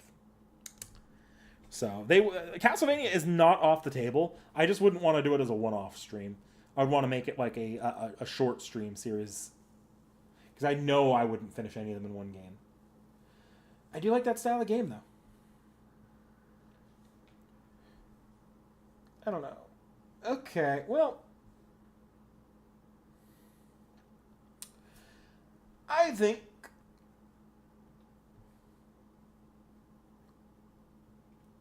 think that's about all I've got for tonight. I've got work tomorrow still, even if it's not in the office, so I should not try to stretch this stream out any longer than it is. Expect me back Monday. Expect Seki back sometime next week. And yeah, we'll see you guys around. I hope you have a good one.